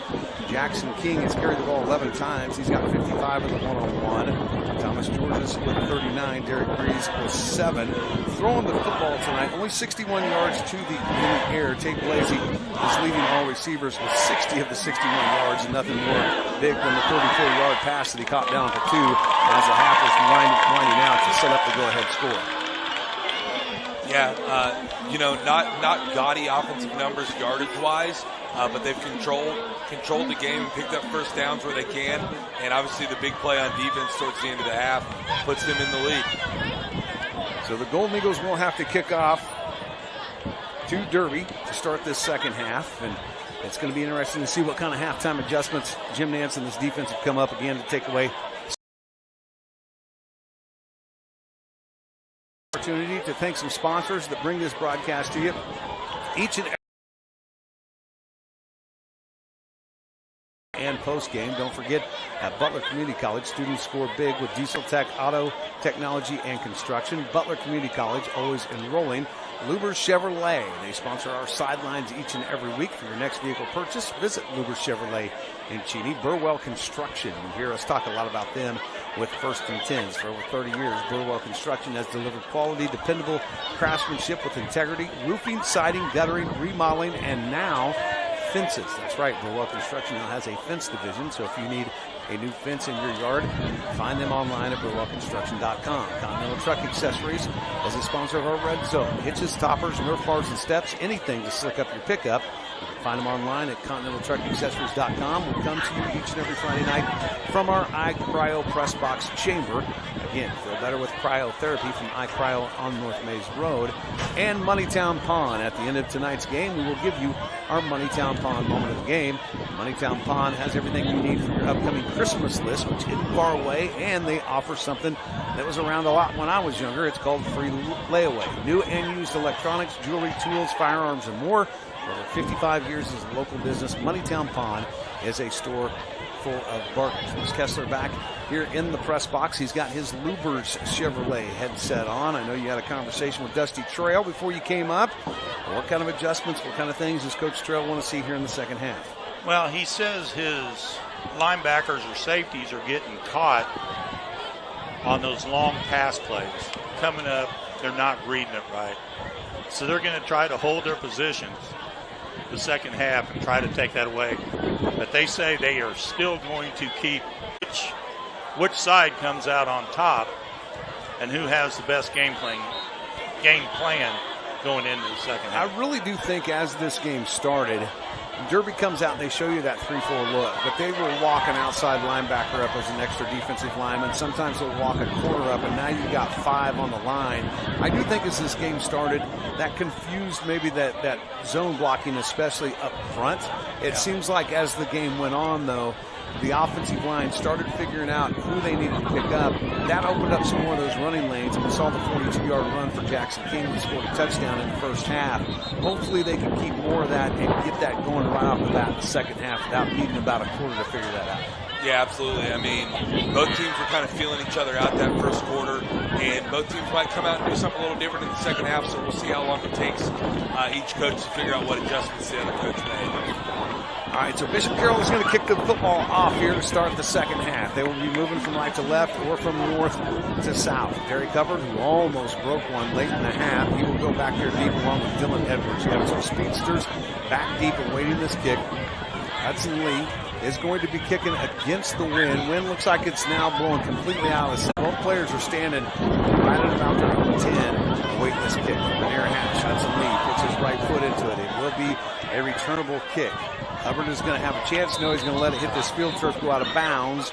So Derby will start at the 35-yard line. Before we get this possession underway, Luber Chevrolet sponsors the sidelines. A little problems tonight with the wireless, so you're up here in the booth, but we still want to make sure we take care of and give love to Luber Chevrolet. Love those guys out there. I know you were out there earlier this week. I was out there. I made 2 runs for him this week, delivered 2 cars for him, and both times I was out there, there were car transports delivering brand new vehicles out there to both Chevy and Ford.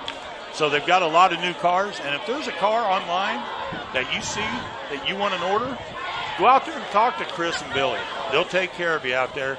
It's the friendly way to buy out there at Cheney. I tell you what, Chris and Billy Lubers are just 2 outstanding individuals, and they will treat you just like you're their neighbor. They'll take good care of you. Go out and see them. So it looks like they're going to make Carroll re-kick. Instead of taking it at the 35, they're going to back him up and make him re-kick. And you know what? When you've got Derek Hubbard and Dylan Edwards as your return guys, if you're Coach Brandon Clark, you think you can get a better return than just out to the 35 with those 2 guys. Yeah, and obviously Bishop Carroll kicking into the wind and now further back. They're probably not going to be able to get it back into the end zone, so you give yourself an opportunity. So this is a kickoff from the 35. Hudson Lee's going to put the tee here again on the near hash. I would almost try to cruise kick the thing high and get one of the up guys to maybe call a fair catch as they stand right at the 30. Almost treat it like a punt. So we're going to do this all over again. Still 12s on the scoreboard.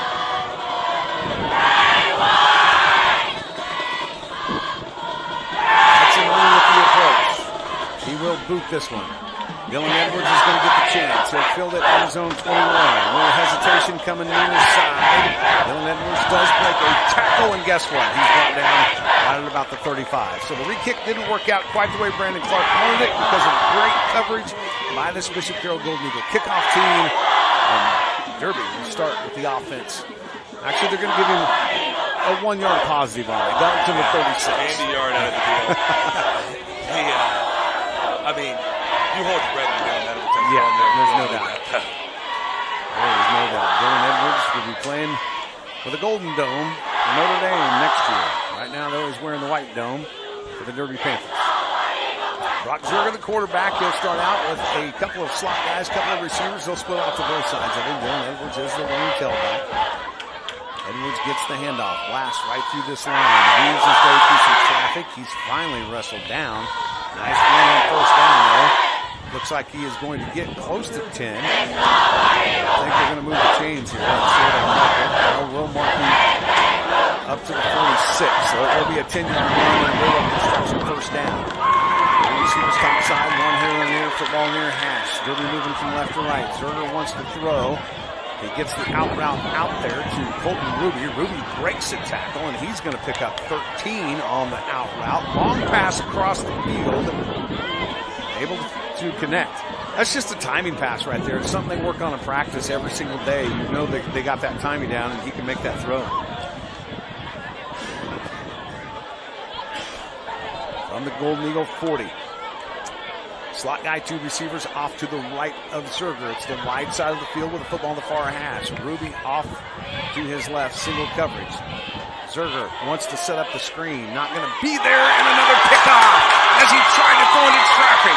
Coming near side with the football is George Husband. Husband, the third defensive back on this defense in the season to get a pick. And just like that, the Derby offense off the field, and the Golden Eagle offense comes on with a 3-point lead. 10:53 left in the third. And Husband did a nice job of undercutting that route, but in addition, the coverage downfield was a lot better there. The receiver was pretty covered up, which gave him the opportunity to go for the pick. So Cooper Busing got the pick 6 in the Northwest game. Hannibal last week during the South. Husband now gets in on the action here. Jackson King, the quarterback. George is in the backfield. He'll work out of a 3-receiver set. King wants to keep short side of the field, near side. King dragging a couple of defenders, and King with a nice run of 8 yards. And second down and short coming up is Jackson King. Gets it all the way. No, they're going to say he got 10 right there. This is a first down. He gets it all the way to the 48-yard line. The Eagles moving quickly. 2 receivers topside, 2 backs in the backfield. This time a handoff. Derek Breeze has it, tries to wiggle his way through that traffic. But boy, there's Miles Wass right there, the big linebacker stepping into the hole, able to plug that thing up after just a 1-yard gain. Yeah, Wash, you don't go much further once he hits you.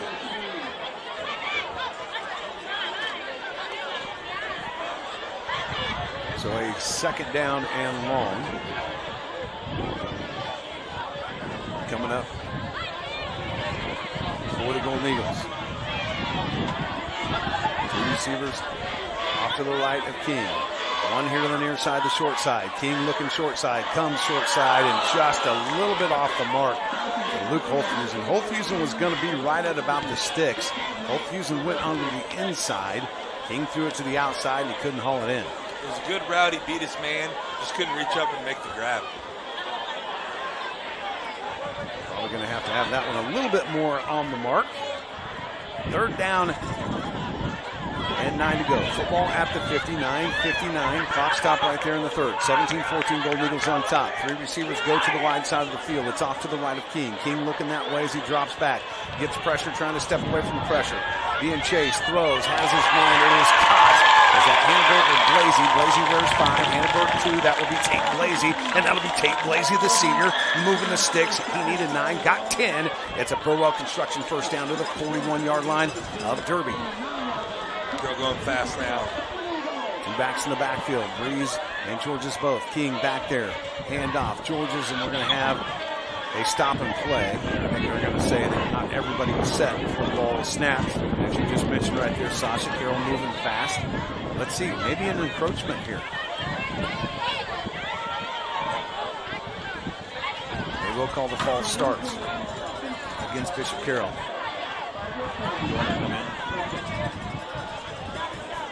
So it's going to back the Golden Eagles up 5. Still first down, though, for the Bishop Carroll Golden Eagles.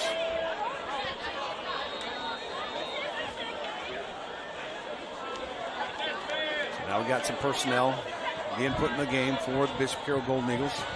On a first down and 15, football has been pushed back to the 46-yard line.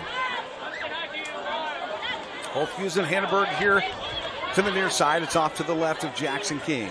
Single receiver set, Tate Blasey top side. He'll send Hannibal in motion now from right to left. Hand off Georges. Georges trying to wiggle his way through.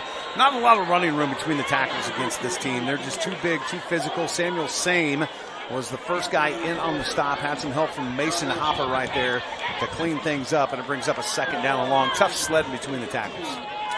Yeah, they're doing a nice job of holding their gaps and standing up the offensive line.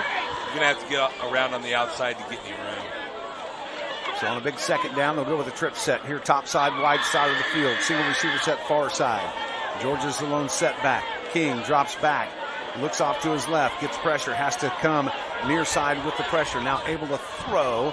His arm was hit as he threw.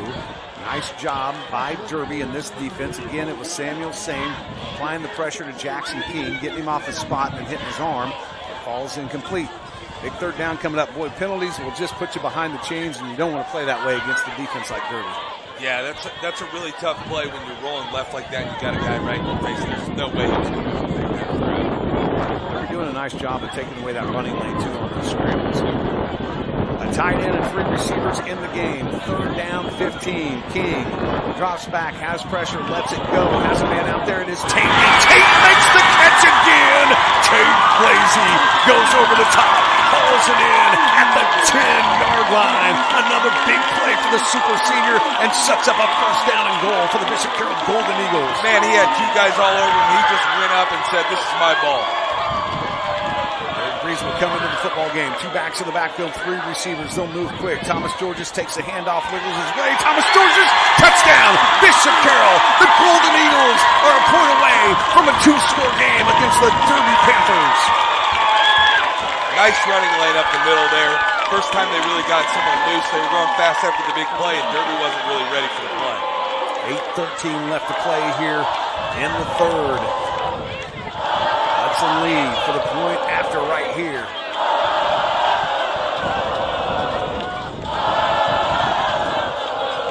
Snap down, kick up.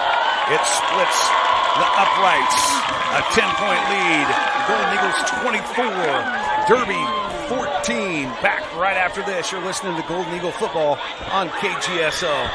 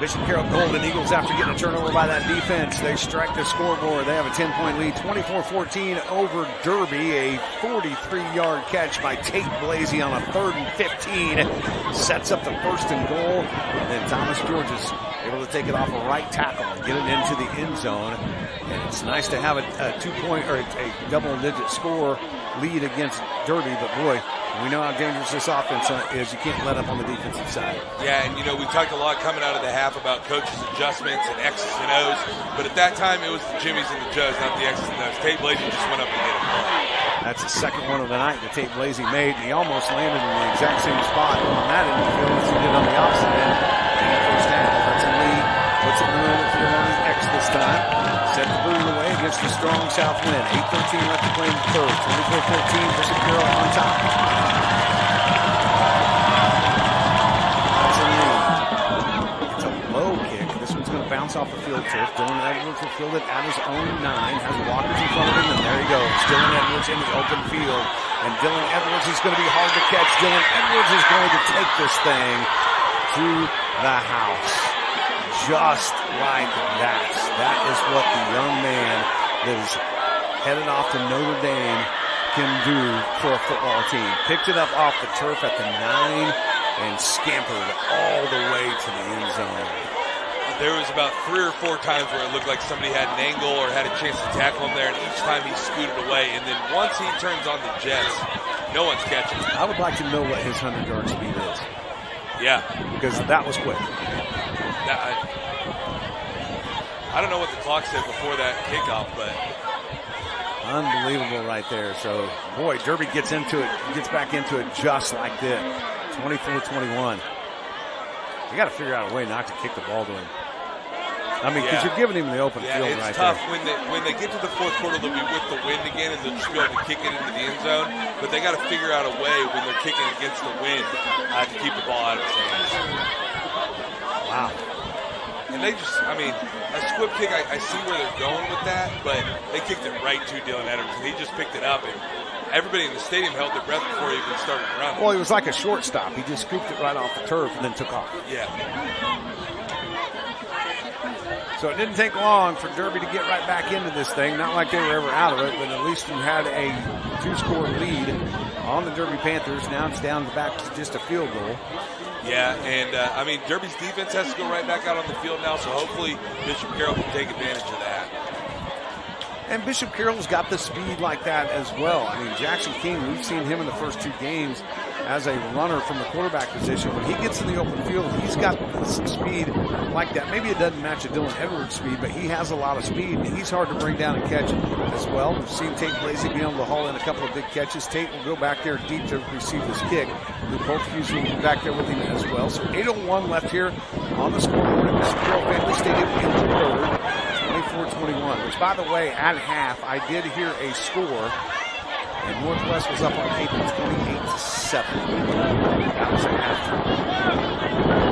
On the far hash, Jessup kicks off. This is going to carry into the end zone with that wind at his back. Bishop Carroll will line up at their own 20. They got 80 yards of field turf in front of them, but an offense that seems to be right now in rhythm. Yeah, they'll want to stay ahead of the chains a little bit more this time. 3rd and 15, they got a big play out of it, but that could have stalled their drive getting behind the chains with that penalty last time. Yeah, you definitely got to stay above the chains. They're +2 in the turnover margin right now, but only a 3-point lead. Jackson King, he'll come out. Derek Breeze will be his tailback. He's going to work with Tate Blasey and Haneberg off to his right. Both using single receiver set off to his left, tight end in the football game from their own 20. King will go back to work with this offense. Jackson King hands off. Breeze thought maybe he was going to find a little bit of an opening here over his left tackle, but it closed up awful quickly as Samuel Same was able to get off his block and make a stop after a 2-yard gain. Yeah, he had a little bit of a cutback lane, but a nice open field tackle by Samuel Same. Same came from the opposite defensive end right there, by the way, to close down. Just worked his way down the line of scrimmage and got into that running lane. So second down and 8 coming up for the Golden Eagles. 7:30 and counting here in the third. 24-21 game. Golden Eagles on top. Blasey, single receiver set off to the right. 2 receivers here to the near side.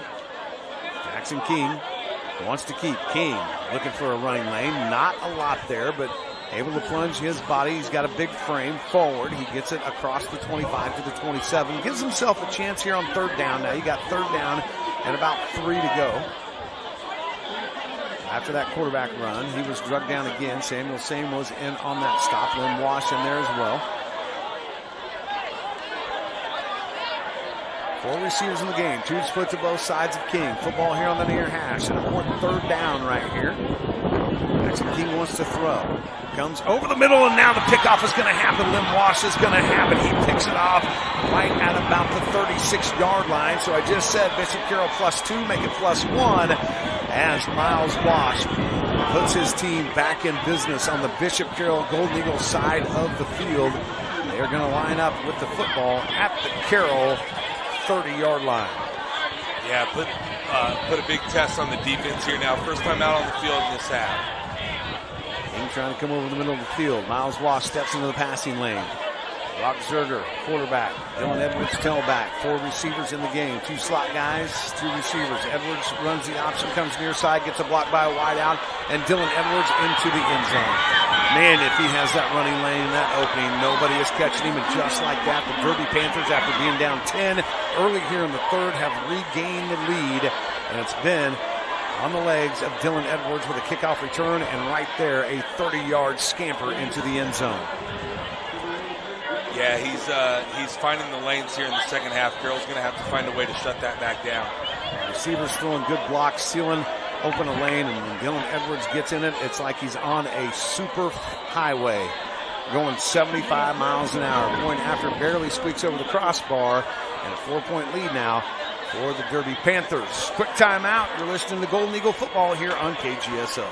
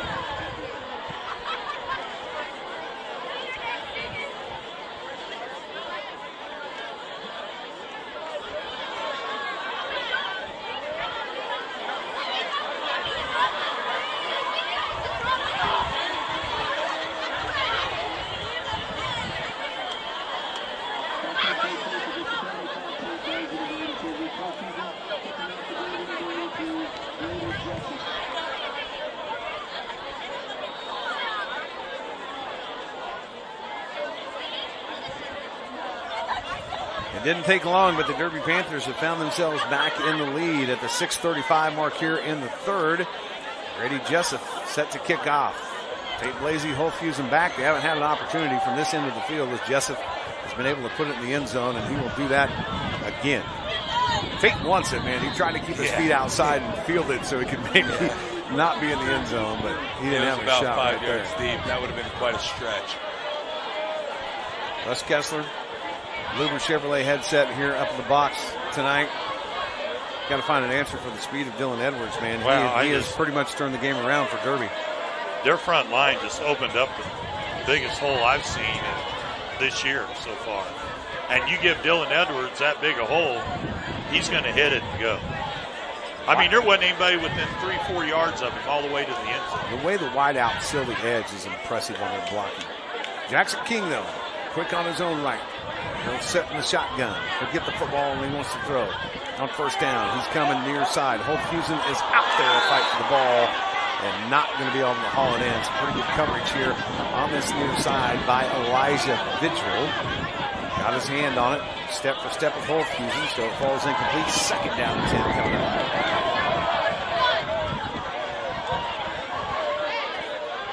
You know, they tried to work the middle of the field last time, and Miles Wash just got a drop into the passing lane and picked it off and set up the short field, but I still think the middle of the field could be their best possibility here. Yeah, they really need to pick up at least one first down here.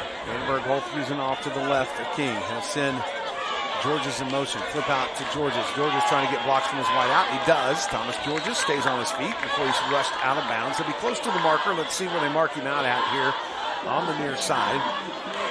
He is going to come up about 2 yards shy of a first down, but it gives yourself a chance here on a third and short. Football at the 28-yard line of the Golden Eagles. Got to move the chains here. Can't put that defense back out on the field.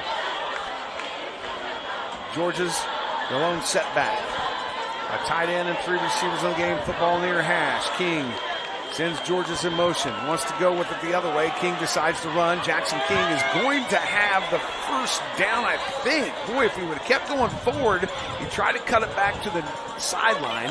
If he kept going forward, he'd have it for sure. Right there, he just barely gets it, though. Needed the 30, and he got it by about an inch. Yeah, they spotted the nose of the football right up the 30. Nice thing about being on those easy yard lines, they don't have to come out and measure.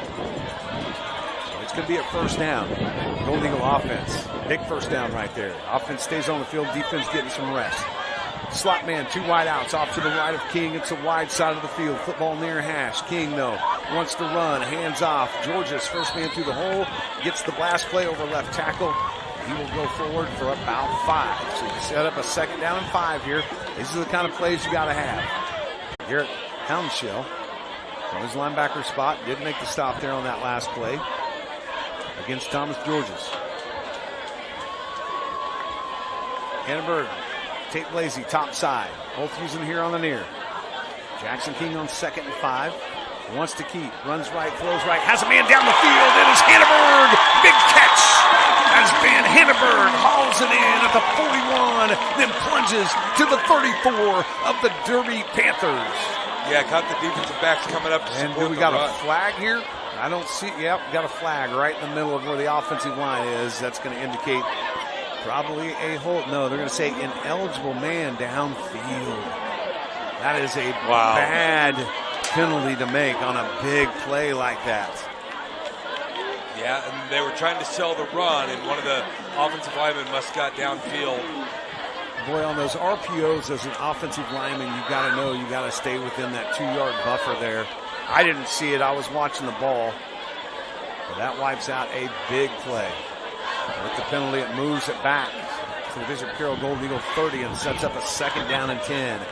5:05 and counting. 3 receivers in the game. Jackson King wants to throw. Comes here near side. Holthusen again breaks inside. King throws it to the out. And it falls incomplete. So big 3rd down and 10 right here. Man, I tell you what, legal lineman downfield penalty, that's something right there that will drive an offensive coordinator crazy because that's just kind of a discipline call right there. Yeah, it's tough, and who knows how far downfield he was, but it's a tough call in that situation. Trip set to the top side, wide side of the field. It's to the right of King. King wants to roll to his right. King is going to look, eyes downfield, lets it go, has a man caught, 1st down.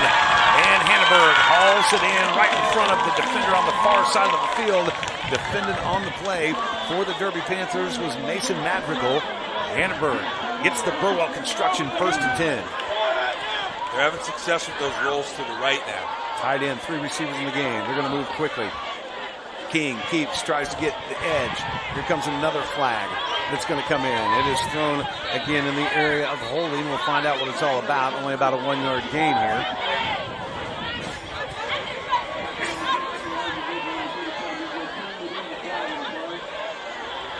And this is going to be a holding call against Bishop Carroll. So once again, the Golden Eagles will play behind the chains with another big penalty that will back them back up to their own 30 again. So every time they gain 10, they seem to lose it right back on a penalty, 2 of them.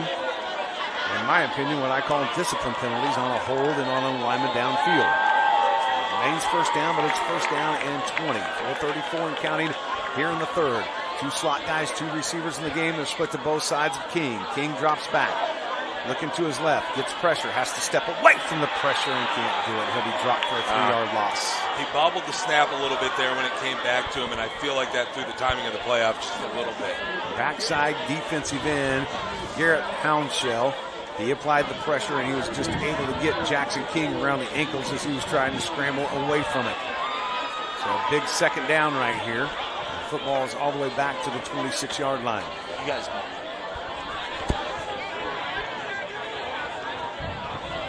You got to find a way to just get some positive yardage here to give yourself a chance on 3rd down. 2 receivers off to the left, 1 off to the right. King wants to run after faking the belly read. He'll get back to the line of scrimmage, and that is about it. Running lane just hasn't been there for Jackson King other than the 42-yard touchdown run that he had in the 1st half. Outside of that, these linebackers are doing a good job of really just stepping in and filling the hole right there. Roman Bowden was one of them in on the stop. Got a lot of plays in the playbook for 3rd and 23. It'll be interesting to see if they run a screen or something like that or try to get another play downfield to take Blazer. Approaching the 3-minute mark here in the 3rd. Carroll enjoyed a 10-point lead early on in the quarter, but that has been wiped away and then some as Derby is up 28-24. 3 receivers in the game on 3rd down and 20. King drops back, has time, throws, comes this side. Holthusen is there, and it's going to be picked off. Went through Holthusen's hands, going the other way for the Panthers on the pick, and get inside of the 5. Actually down to the 10, and going the other way with the pick was Gavin Feinenstel. And he has set up the Derby Panthers in great field position. They will be inside the 10 at the 9-yard line. Holthusen had a chance. He had to go up and make a play and try to get the ball. And he had a chance, but it slips through his hands and goes into Feinenstell's hands. And boy, he takes it all the way back to the 9-yard line. So 2:46 left in the third. What started out as a promising quarter from midway on has turned out to be disastrous for the Golden Eagles. Yeah, that's one of those plays where you're trying to get the first down on 3rd and 23, but sometimes a punt's not the worst thing that could happen. Holthusen had an opportunity. He had the leverage and the size. Zerger fumbles the snap a little bit, hands off to Edwards. Edwards runs into his own lineman, and then he's gathered up at about the 7. Good defensive play right there. Sam Dooling, one of the guys in around the legs of Edwards to haul him down before he can find the end zone. Kind of crazy. You can find the end zone quickly from 25 yards out, but from 9 yards in can only pick up 2 right there. Field shrinks a little bit. They come with a big heavy package right here. Bring in a fullback and a couple of tight ends. And Edwards will remain the running back. He'll play with just one receiver in the game. He will be split off to the right of Zerger. That's Trayvon Rose. Edwards shifts from left to right now in that backfield. Zerger's going to keep.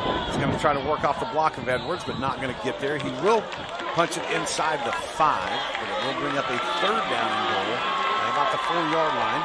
Under 2 minutes to play in the 3rd. A big stop right here, but probably 2 down territory for Brandon Clark, knowing that he's got Dylan Edwards in the backfield. If Carroll can get the stop here, it would be a big momentum shifter.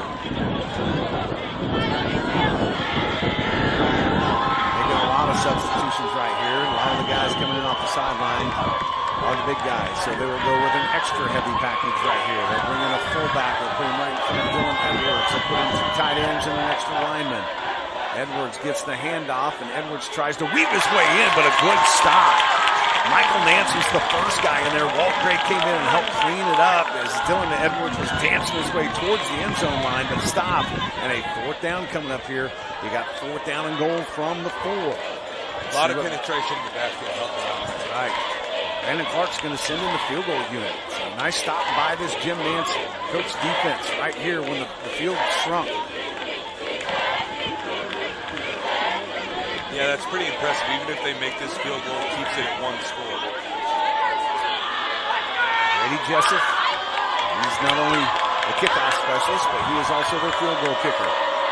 This is going to be a 20-yard shot, almost blocked. Let's see, and it went through. So another 3 on the board, but a big win for the defense on a short field to keep Derby out of the end zone. They now lead this thing 31-24. Game still within a 1 touchdown score away from being tied up. 31 seconds before we get to the 4th, so we'll keep it right here until we get to the quarter break. That's something, though, that can help swing momentum back over to your side of the football field. We saw this in the Northwest game, that a pick 6 kind of swung things around, down 31-9. That set things up for Bishop Carroll then to just go on a roll and win that game. Let's see if that stop inside the 10 on a running back like Dylan Edwards brings that momentum back. Yeah, they needed something positive to happen, and that's definitely a positive play for the defense.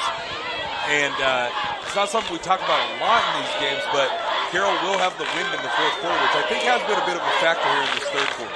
Yeah, no doubt about it, especially on the kickoffs, because Hudson Lee hasn't been able to kick the thing through the end zone. Brady Jessup has had that luxury of giving Carroll that 80 yards of field goal. 31 ticks before we get to the final quarter of play out here at Bishop Carroll Family Stadium. Nice crowd on hand. Packed on the home side, packed on the visitor side. 2 different shades of green out here. Brady Jessup, the kickoff from south to north. Lined up on the far half. Put his big right foot into it. This thing will carry into the end zone once again. It's pretty much been the field position after every kickoff throughout this 3rd period for the Bishop Carroll Golden Eagles. Let's see if the offense can get something together here and move the ball. Felt like they really started gelling from about mid-first on through the rest of the first half, but out here so far in the 3rd quarter, outside of the big play down the field to take Blasey, offense really hasn't moved the ball very efficiently here. Yeah, and the couple of turnovers has put their defense in tough spots as well. Derek Breeze will be the tailback this time. He's going to flank off to the right of Jackson King. Jackson King will have Two receivers off to his left. Lazy up as a single receiver set on the top side. King looking Blazy's way, and this is going to be tipped again. This time it does go out of bounds. Roman Bowden jumped up in the passing lane, got his fingertips on it. Falls out of bounds on the Derby sideline. A second down and 10. Clock stops. 27 seconds left here in the third. The most success they've had in the passing game is when they move the pocket out to the right and have that run-pass option a little bit. Yeah, the RPO has worked out pretty good. The lineman got to be disciplined enough not to get downfield. Stay with the same look, though. Two receivers set off to the left, one off to the right. Breeze in the backfield. King runs out to Breeze. Breeze, no, keeps himself. Jackson King into the open field. Fakes me out. King 40, 30, King 25, 20. King going to be dragged down, but not until he gets to the Derby 10-yard line. It is a 70-yard run and a big run for Jackson King off the belly read. Had my eyes looking at Derek Breeze, and all of a sudden it was Jackson King into the open field. It was a great fake. It faked you out and faked the whole defense out as well. Give him a big lane, and it was tough for them to chase him down once he got out in the open field. And it looks like Dusty Trail wants to take this to quarter number 4, although the clock stopped at 1 second. Now they take it down, so we are at the quarter number 4, when the Golden Eagles come back for the final period. They will be lined up first and goal at the Derby 10. You're listening to Golden Eagle football on KGSO.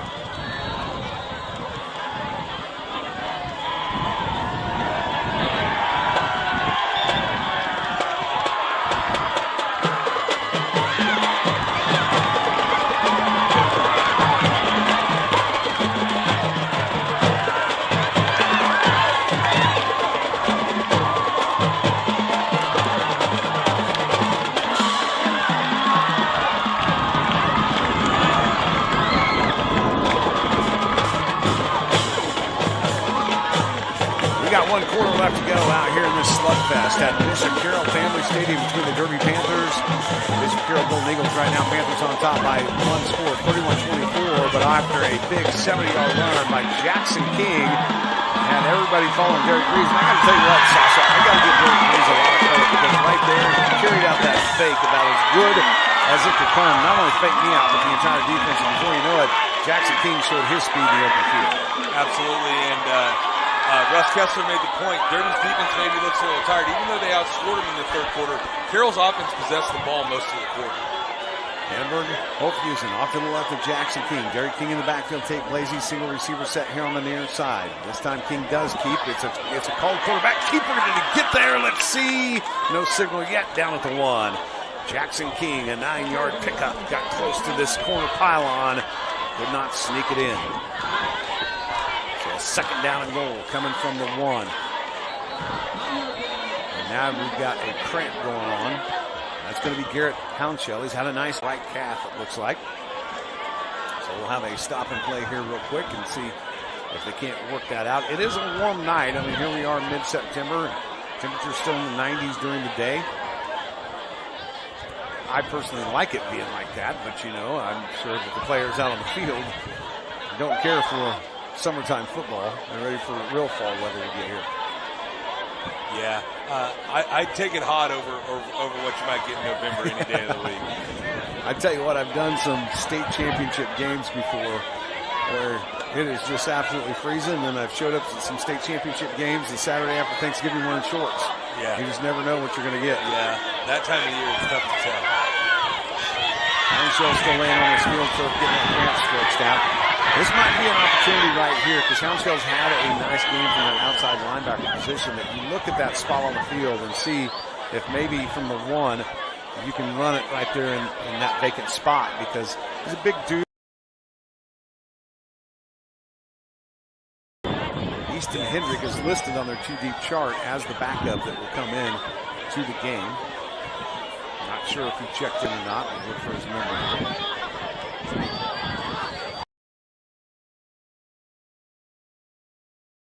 Field from the 9 was able to hold out Derby to just 3 and a field goal.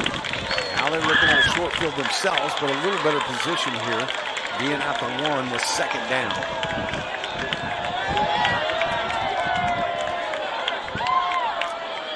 Golden Eagles like to spread the field. They'll stay spread out here. They're going to have both Fusion play a tight slot. So they'll have Hamburg and Rosie off to the right here. Single receiver set on the top side. Unbalanced line look off to the right. King. Keeps. King walks in. Touchdown, Jackson King. We are a Hudson Lee kick away from tying this up with 11:31 to play in this football game. Another good fake by King. Half the Derby team was tackling the running back again. Eric Breeze does a nice job of carrying out those fakes. Hudson Lee, an all-important kick right here to tie this football game up with 11:1 to play.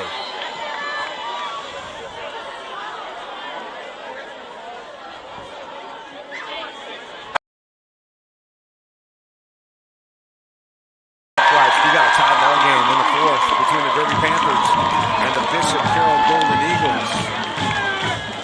Russ Kessler, you're just sitting there in silence, buddy. This is about one of the better ones we've seen in a long time. I am loving it. I mean, you know, momentum was on Bishop Carroll's side, and then all of a sudden momentum turns and goes right back to Derby, and now Carroll goes down and makes a good score. This series dates back to 1966 when these two teams first played. They've played 7 times. 1966, the Panthers won 24-6. They renewed the series in 2016. They've played 6 years in a row now.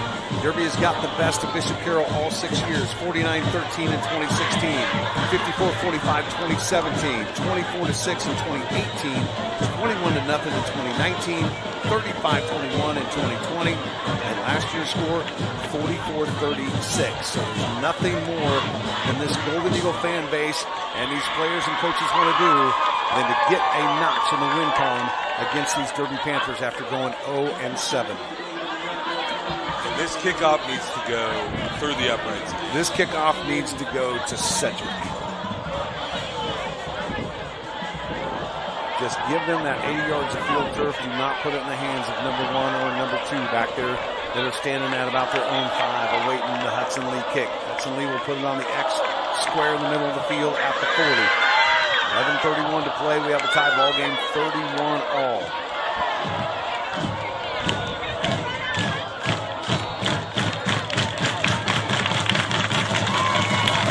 Fans on their feet.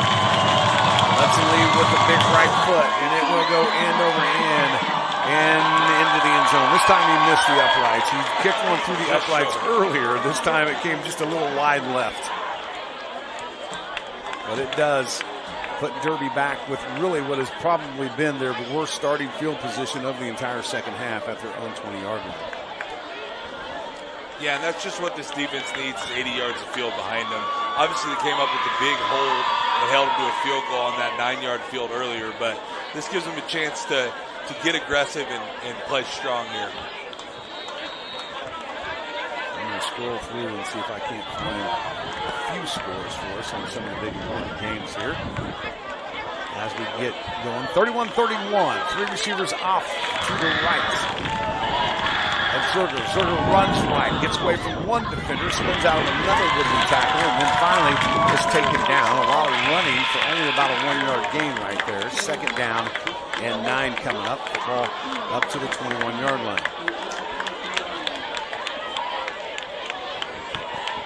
So it's second down and 8. 4 receivers in the game. 2 split to both sides of Zerger. He has Dylan Edwards in the back. Zerger wants to run the option. Pitch out. Edwards. Edwards finds the corner. Far sideline. Edwards will pick up the first down, but at least they won't get much more than that before he is finally taken out of bounds. Cooper Busing in on that stop. Yeah, it looked like Carroll had the edge set there, but then got a block in from the wide receiver and sealed it off for Dylan Edwards to get to the outside. So a first down and a Bulldog construction first down to move the chains at that up to the 30. 3 receivers in the game. Edwards straight handoff. Edwards coming over the right tackle. Actually, no, that is Hubbard. Hubbard checked in at the tailback position. And Derek Hubbard's going to have a run of 5, maybe 6 as he gets up to the 36-yard line. Right now, this Derby offense just want to try to use up a little bit of a clock here. Hubbard remains the tailback. 4 receivers in the game. 2 slot guys, 2 wideouts. Second down and 5. Zerger wants to throw. Overshoots Colton Ruby. Ruby had a big first half of converting first downs on especially 3rd and long right there on that out route. Did not connect with this quarterback. Big 3rd down here. 3rd and 5 from the 35. Hold would be huge for Carroll here to get the ball back with a chance to take the lead. Clock stopped at 10:13. 31-31 is our score here in the 4th. And Edwards checks back in the game. He will flank off to the right of Zerger. Zerger will work with 4 receivers in the game on 3rd down and 5. Carroll want to bring pressure. Here comes that option play, and this time it is stopped. Dylan Edwards, only a pickup of 2. Doing a nice job of getting off the block was Michael Nance. He got in there, was one guy on the stop. Carter Morris, who had a pick earlier in the game, also in on it. So a 4th down and short to go. It's a decision time for Brandon Clark with the football at his own 38. Looks like he's keeping the offense on the field. Wow. That was a great job by Nance taking on that block and getting in on the tackle. Nance shed the block. We haven't seen it all game long. Offense staying on the field on a 4th down and 2. Big 4th down. Zerger will be in an empty backfield. He'll work out of the 5 receiver set. Edwards slot guy. Edwards in motion now. From left to right. He'll overload the wide side of the field with a 4 receiver set. And Brandon Clark going to call a timeout. I think with the motion right there, what they were hoping to do is get that Bishop Carroll Golden Eagle defense maybe to jump. I look for the punt team to probably come out right here. Yeah, it's an interesting decision. You're not quite in that 50-yard line territory where you feel comfortable. If you miss it, your defense still has a chance. But you also don't want to give the ball back to Mr. Carroll in a tie ball game. They wanted to look like they were going to overload that wide side, especially with Dylan Edwards. And I think that window dressing, that motion, they were hoping maybe the defense would get over anxious and jump right there, give him the 3-5. Let's see what he decides to do coming out of this timeout. If he will send the punting unit on, we'll keep the offense out on the field. Make note of this, though, at the 9:24 mark left in the game, in a tie football game. Not him later on in the game.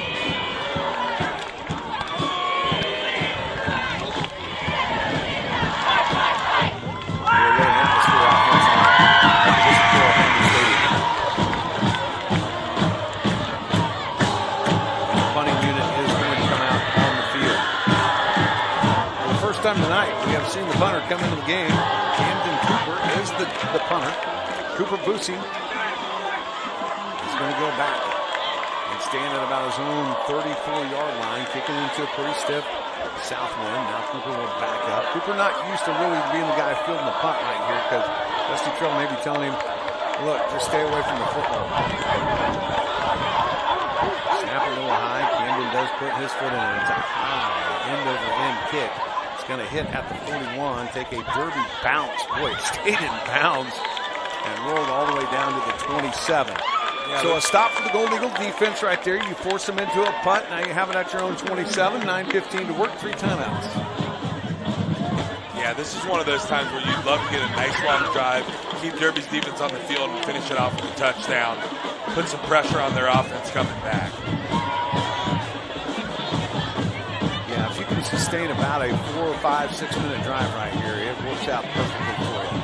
Both using Vandenberg off to the left of Jackson King. Take Blazy, single receiver set here on the short side. King looking Blazy's side. Blazy set and go. He's open. Take Blazy, has a step. King just kind of overthrew. Blazy had to lay out for it and couldn't haul it in. Had a chance of hauling it in at about the 32 and actually had a chance to break it. He had a 3-yard step on the defender here on the near side, Kamari Geddes. That hits him in stride. It's a touchdown, but even so, he laid out for it. It looked like he had it in the ground, just forced it out on him. But it remains 2nd down and 10 from the 26. Blazy will have a partner here on the short side. 2 receiver set, single receiver set top side. And now the snap gets away from Jackson King. He's got to fall on it. Oh boy, all of a sudden what was going to be a big play down the field has turned into a disaster. This brings up a 3rd down and long. Football clear back to the 14-yard line. We've seen a couple of missed snaps so far this year. That one right there, though, is not on Camden Hudspeth. That is just Jackson King taking his eyes off the ball and dropping it. Yeah, now you've got the 3rd and 23. Last time they had 3rd and 23, there was an interception. Maybe a little bit more conservative here. Overload the wide side of the field with a 3-receiver set. Derby bringing the pressure. Screen. Tate Blazy. Blazy cannot get away from the defender, though. Defender fought off the block nicely. That was Kamari Geddes again, who got beat earlier in the series, but couldn't connect. A punt here by Luke Holthusen. Yeah, if they get the one block on the outside there, he might have had a little bit of running room, but nice job by the defender. Dylan Edwards will go back to field this punt. He will be joined in that back. Don't give either one of them a chance. Ball skips back to Holthusen. No. I didn't mean kick it to us. He shanked this of our high cryo press box. Yeah, and that's going to This is going to go out of bounds. Boy, where's he walking up to? Wow. Yeah. Walked all the way up to the 20. That turns out to be a 6-yard punt. At 7:45 left to play in the game in a tie ball game. You give the Panthers a short field again at the Golden Eagle 20. There is about, after the, including the punt. Yeah, that was about, well, 2 out of 3 plays in a row were pretty rough. The snap wasn't perfect to him, but Zerger wants to throw on 1st down. Looking end zone, has time. Now has to get away from some pressure as the pocket kind of broke down, and Zerger is able to make one guy miss and pick up some positive yards. He will gain about 4 on the play. Sam Doolin had an opportunity to get him in the backfield, but Zerger used his athleticism and got away from him. 2nd down and 6 to go. Alongside that Continental Truck Accessory red zone at the 16. 4 receivers in the game, 3 off to the right, the wide side of the field. Bolton and Ruby. Here on the near side, Dylan Edwards in the backfield. Zerger fakes to Edwards, keeps, and that time the defense is there. They will take him down right at the line of scrimmage, maybe a yard loss on the play. And a flag comes in. Let's see, did somebody get into the face mask of Zerger? Threw the flag right about the point of where the tackle was. 3 Golden Eagles were right there on the play. And it's going to be a personal foul. And they will call a face mask against this defense. So you finally get a positive play on defense and you get penalized. I personally was watching the tackle. I didn't see a single member of this defense get into the face mask of Zerger. Yeah, if anything, it might have been one of those where you graze across. It looked like a pretty knee-jerk call by the official. If anything, it could have been a 5-yard version of the face mask. It certainly was not a personal foul. There was no tug on the mask. Edwards, Zerger in the backfield. They'll go big. 2 tight ends in the game, 1 receiver. Edwards trying to run the option on the edge. Zerger keeps. That's done a nice job of coming up and taking away Edwards as a pitch man, as Zerger had nowhere to go. Walt Gray brings him down. It's going to be a 2nd down and goal from the 9. Give a lot of credit out there to Tyler Crispin for coming up and taking Edwards away on that pitch man, not giving him a chance to get the edge. Usually when they've had no success with that, they'll bring wideouts out and try to block those defensive backs, and now they bring a couple of wideouts in the game. Go with 2 slot guys, 2 wideouts. Edwards in the backfield by himself along with Zerger. Receivers split to both sides, and Zerger on a 2nd down and goal from the 9.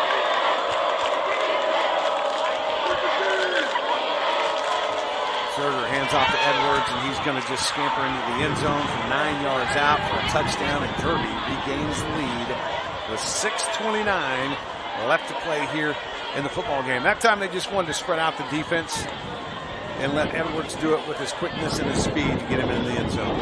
Yeah. They've been going to a lot of these big packages, and that looked a lot more effective than some of that big stuff they've been running. Yeah, they tried to go power on the time before. Take Edwards out of the equation and gives the Carroll defense a chance right here. The kick is going to be up and through the uprights. And now we got a flag that has come out at the end here. What is this on? This was after the kick, and teams were running off to their sidelines. And our head umpire, Jeremy Jones, threw a flag. This is going to be some kind of a personal foul. Got a conference by our official. We'll figure out, it'll be assessed on the kickoff no matter what it is. Let's see who it's going to be against. They will wave it off. So I guess after a conference, they're going to say, no harm, no foul. We're going to keep it right here and wait the kickoff. You're listening to Golden Eagle Football on KGSO.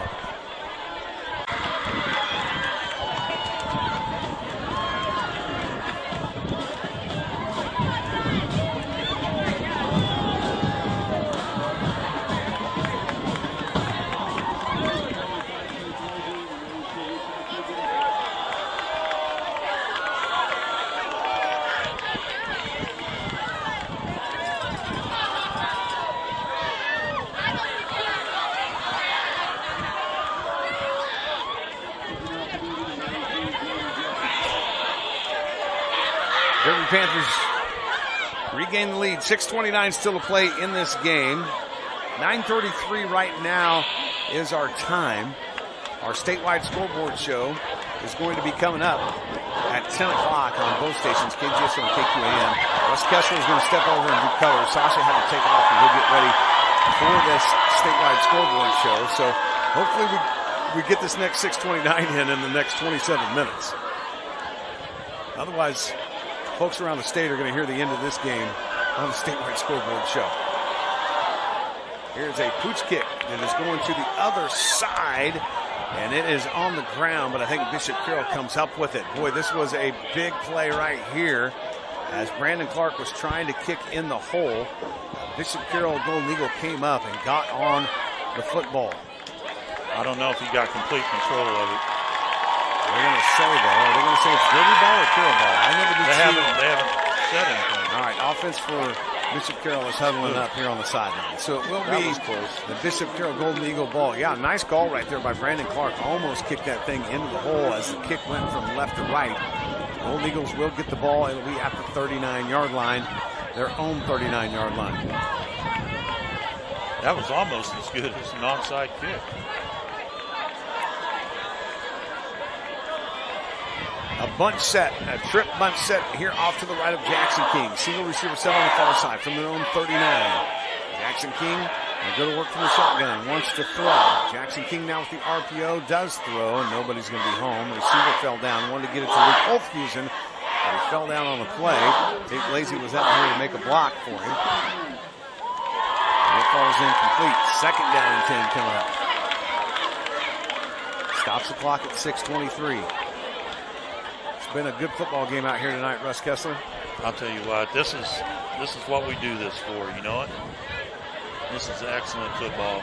Momentum shifts all night. Right. King's going to keep. Coming near side. King finds the corner and able to plunge forward. Nice run on a 2nd down and 10. Should pick up the first down right here. Good spot.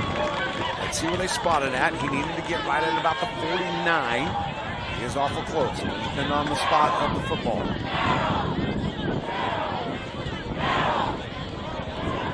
I'm trying to figure out what we're doing.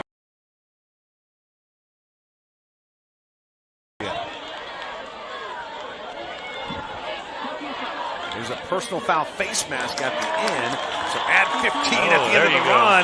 That puts it in Derby territory. And that is definitely a grow-up construction first down. As now the football will be spotted at the 36. I tell you what, these guys need to throw the flags up in the air a little bit. I'm not even seeing flags throw. We don't even see one laying on the field. Yeah, I didn't see one come out at all. I was wondering why they were just holding the ball and not spotting it. Now it's the Bishop Carroll Golden Eagles in business at the 36 at Derby. 6 minutes exactly on the clock. 3 receivers set the game football here on the near hash. Eric Breeze goes in motion. Swing out pass to him. He cannot control it in. Probably a good thing. Annenberg was getting kind of pushed on the block by Roman Bowden. Bowden would have made a big play right there. So falling incomplete may have actually saved a yard or two. 2nd down and 10. Jackson King has been doing some damage with his legs tonight. On some big runs. Had a 70-yarder early in the half. Eric Breeze in the backfield, flanked off to the right. Annenberg blazing on the near side, the short side. King looking that way. King going over the middle, has Blazy. Blazy makes the catch inside the 15 to the 12. Blazy walks through the doors of the Continental Truck Accessory red zone and sets up the Golden Eagle offense in scoring position. King did an excellent job of leading. Breeze, though, not going to go far as he is swallowed up. Derek Breeze is brought down and swallowed up by a great middle linebacker play from Mason Hopper. No gain on the play, 2nd down and 10. Approaching the 5-minute mark left in the game. Right now, Derby on top by 7:38-31. The Golden Eagles in the red zone. Thomas Georges will be the back in the backfield. He'll be flanked off to the left of Jackson King. King will have 2 receivers to his right, 1 to the left. Right side of the field is the left. King, Belly Reed keeps, and then King's upended. And guess who? Miles Wash. The guy just has a nose for the football. He shut down that lane quickly. King able to pick up about 3 on the play, so 3rd down and 7 to go. He did an all-star wrestling move on him, bringing him down. You know, it's tough anymore in football to work on tackling drills, but Miles Wash has been playing on this defense for a while.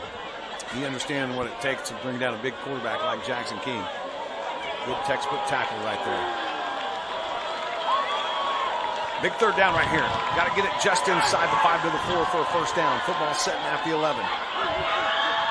King wants to throw. King is going to get pressure. Goes off to his left. Throws. Skips it. Olfusen was there. But again, lots of good pressure coming from Mason Hopper, who just came backside, flushed King out of the pocket, and falls incomplete. Now we got a big 4th down coming up. You take the points with 4:12 left. You know you're down by 7. Well, that's a tough decision there. You got 3 timeouts. The way they've been running their offense be kind of hard. Yeah, but your defense has done a pretty good job in the last couple of series. But Dusty Trail says nope. When you play Derby, you got to go for it here. 4th down and 7. Derby's looks like they're loading up the line of scrimmage. Nobody back. Man-to-man defense on all the receivers. There's 3 of them in the game, and now we got movement. I think this is actually going to possibly be on Bishop Carroll for a false start. And it will be. So now you're backed up even more. This makes it almost impossible. I think you almost need to bring the field goal unit out right here. Although it would be a long kick. We know Hudson Lee has a leg, but Dusty Trail says, hey, you make the mistake, you got to go make up the mistake. 4th down and 12. Football back at the 16. This time Derby kind of backs back a little bit. Does put guys back. Throwing pressure off the edge. The pressure is coming. Throw to the end zone. And Tate Blazy He had a step, but give the safety a lot of credit. Coming over and deflecting the pass was Damari Baker. And he knocks it incomplete with a flag come down. They're talking about it. Let's see if we've got pass interference in the end zone. If so, this could set the Golden Eagles up. Yellow end zone's out here. The flag's laying in the end zone. I don't see it. Let's see what the call is going to be here. There's a flag. It is at about the 1. Pass interference against Derby. It's going to give new life to the Golden Eagles as Tate Blasey was being pulled and shoved on by the corner, and the safety came over and knocked the ball out. So this sets the Golden Eagles up again with first down as the football will be placed at the 8-yard line. New life now for the Bishop Carroll Golden Eagles. No, it should be first down. They're still saying it's 4th. Russ Kessler. It's got to be an automatic first down. I thought pass interference. And it was in the end zone. This has got to be automatic first down. But they're going to keep it 4th down and 5.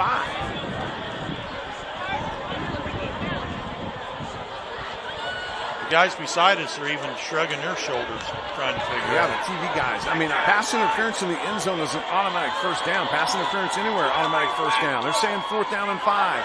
King getting pressure. King throwing over the middle to Blasey, and it's going to fall incomplete. I don't understand the call. I mean, Dusty's not going crazy, so he must know what's going on there. But it must not have been passing. It could have been a holding call. He called pass interference, though. Yeah. He called it pass interference in the end zone.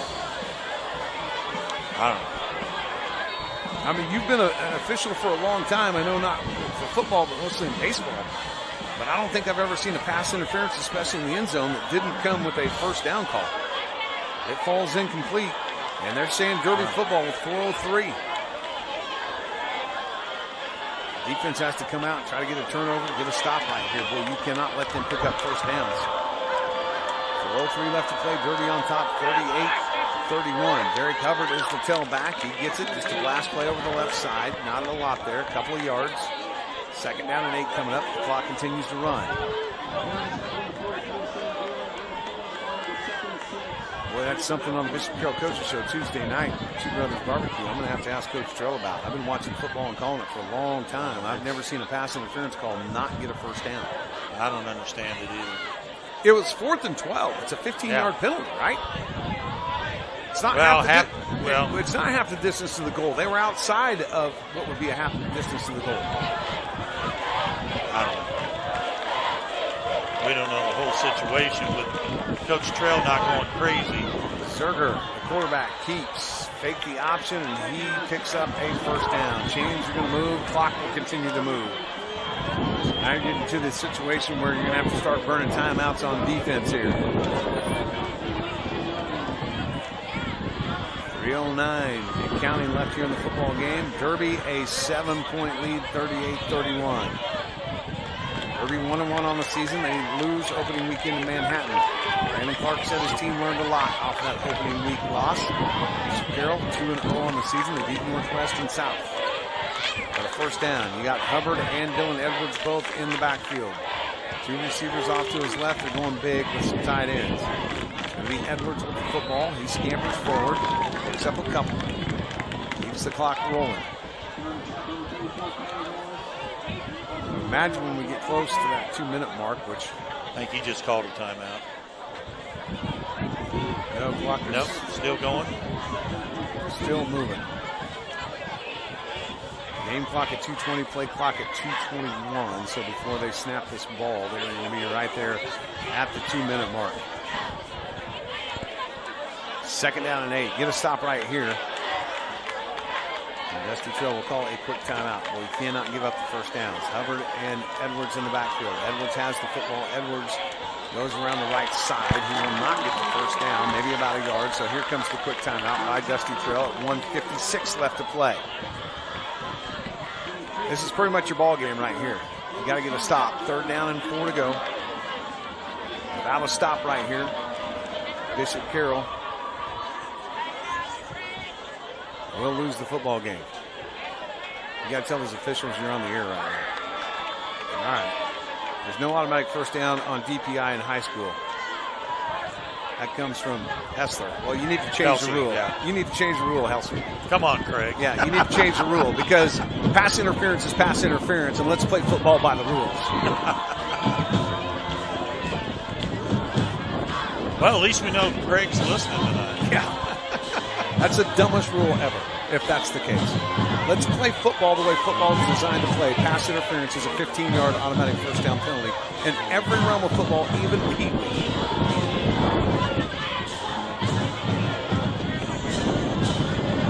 156. Now, the baseball this rule, I football might game. know about it.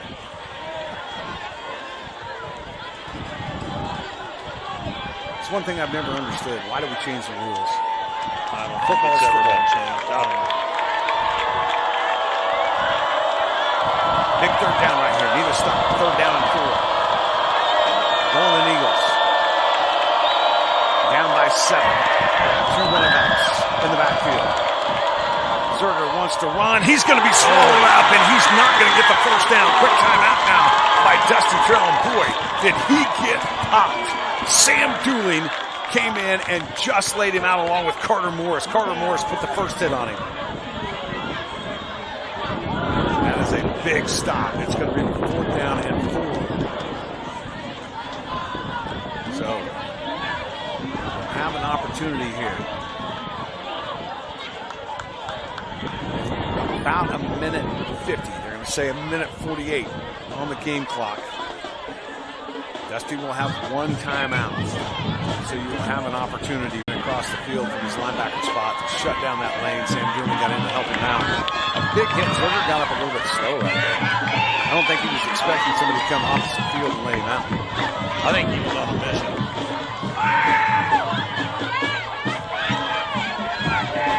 Now the question is, do you come after this punt right here? Do you try to send everybody? You certainly don't want to get into the kicker. Cooper Boosing is going to drop back. Stand at about his own 44-yard line.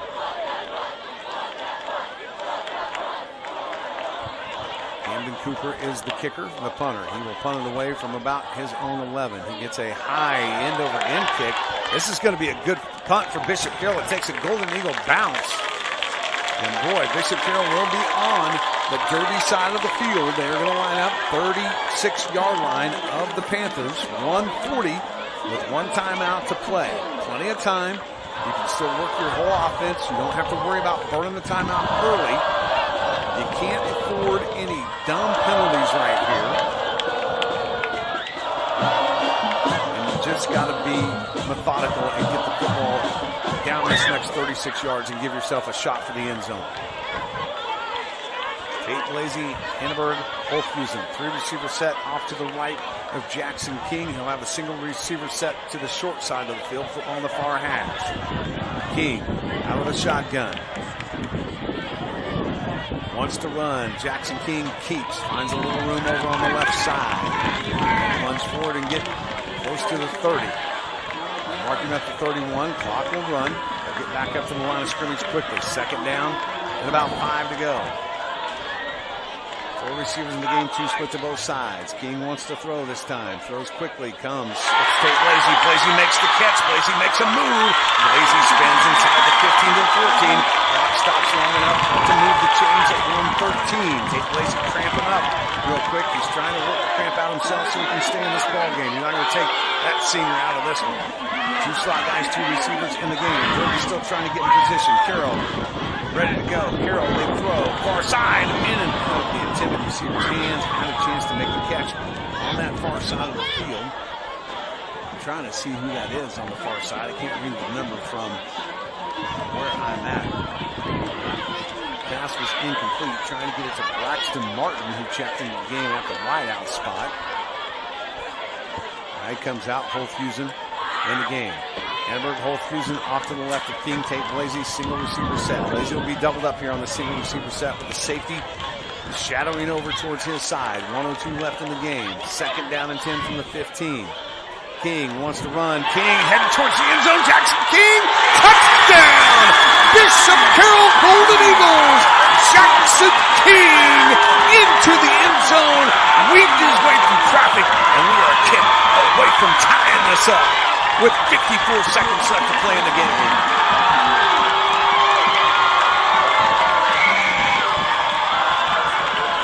Kick the field goal. Take this game into overtime if you have to. It's been a slugfest. You're at home with the home crowd.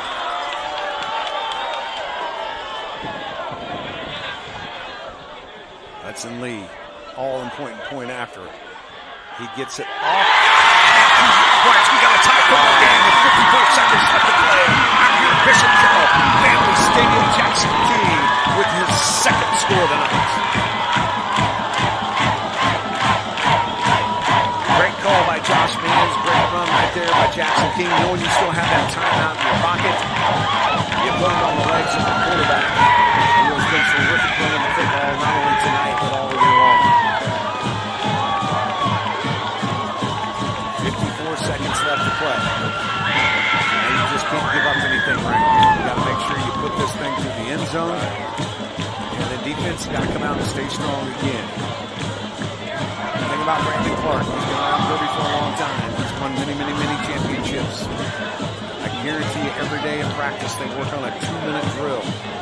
You will see it, I believe, right here. He is not going to be content just to take a knee and take this game into overtime.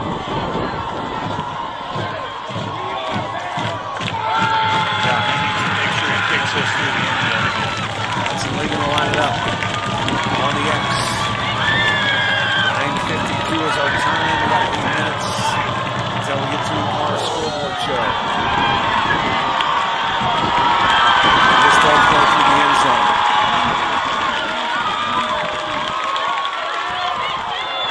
There's a good chance, Russ, that those around the state of Kansas is going to hear the end of this game. We may be bringing the end of this game to the statewide scoreboard show.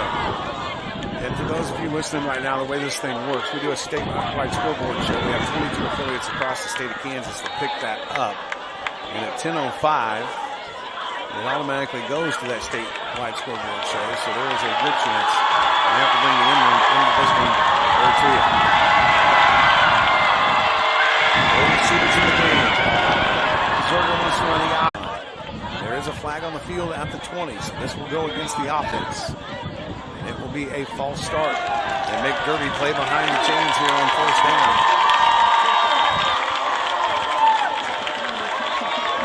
Wanted to run the option coming near side. Bishop Carroll actually had it defended pretty well. Yeah, they had him boxed in. He wasn't going to go anywhere. They kept rolling with the play. First down, 15 yards to go.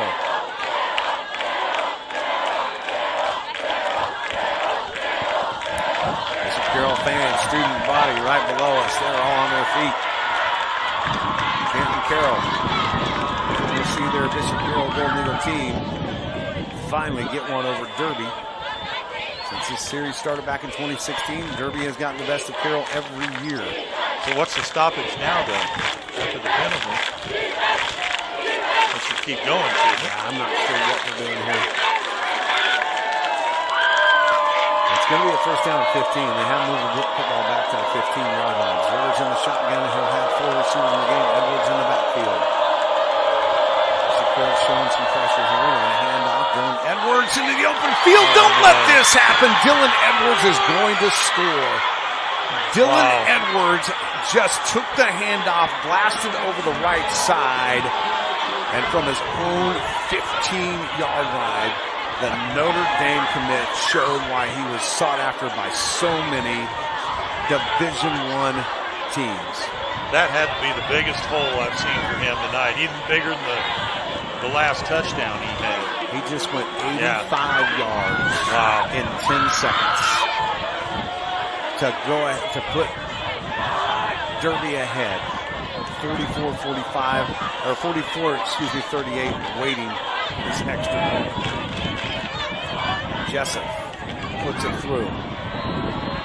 Man, that was the one thing that you had to do was stop number 2. Easier said than done. I realize that. But you don't give up 85 yards on one play. At 44 seconds, Carroll does still have one timeout. They're down by 7.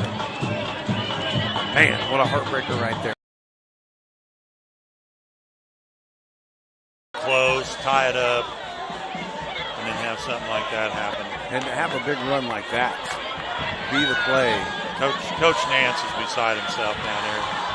He's going back over to the TV to watch it. Well, Coach Nance, I mean, look, it's not like they haven't spent a week talking about what number 2 is capable of doing and how you have to play your assignments. Right. You cannot let him have lanes like that because that's what he does to you. 85 yards in 10 seconds.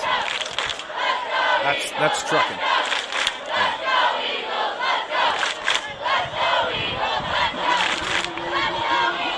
The good news here is Jessup is going to have to kick off against a win. You do have Blasey and Holthusen back. Both of them can break them just like we've seen Dylan Edwards do.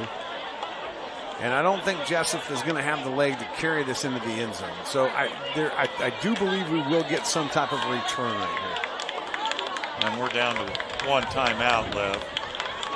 So that hurts. 45-38. A shootout out here at Bishop Carroll Family Stadium. And it's going to be a pooch kick. Holthusen will have it, field it at the 30. Has to make his way through traffic. Going to take some time off the clock here. It stops at 40 seconds. And Holthusen gets a return out to about their own 33. Well, you got to take some shots downfield. There's no doubt about it right here. And you got to make sure they're going to be keying on Blasey, too. That guys can get down quickly. Got to pick up some first down so you at least stop the clock long enough to move the chains. 4 receivers in the game, 3 off to the right, 1 off to the left. From their own 33 football far hash, Jackson King in the shotgun. King going to roll right. King's going to look right. Coming down here, and that's pass interference. Has to be.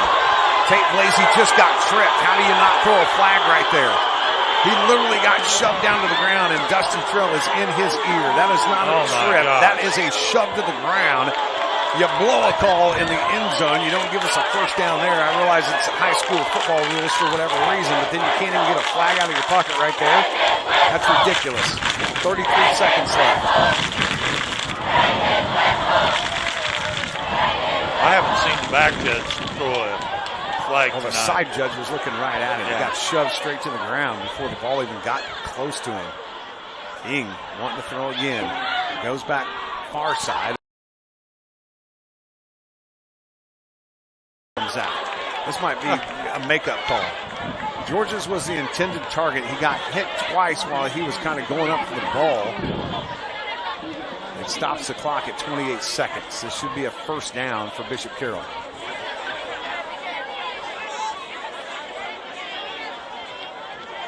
Are they going to mark this off against Bishop? No, they're going to turn around and go the other way. All right. It's going to be a personal foul. They're going to call it unnecessary roughness. This one does bring a 15-yard penalty.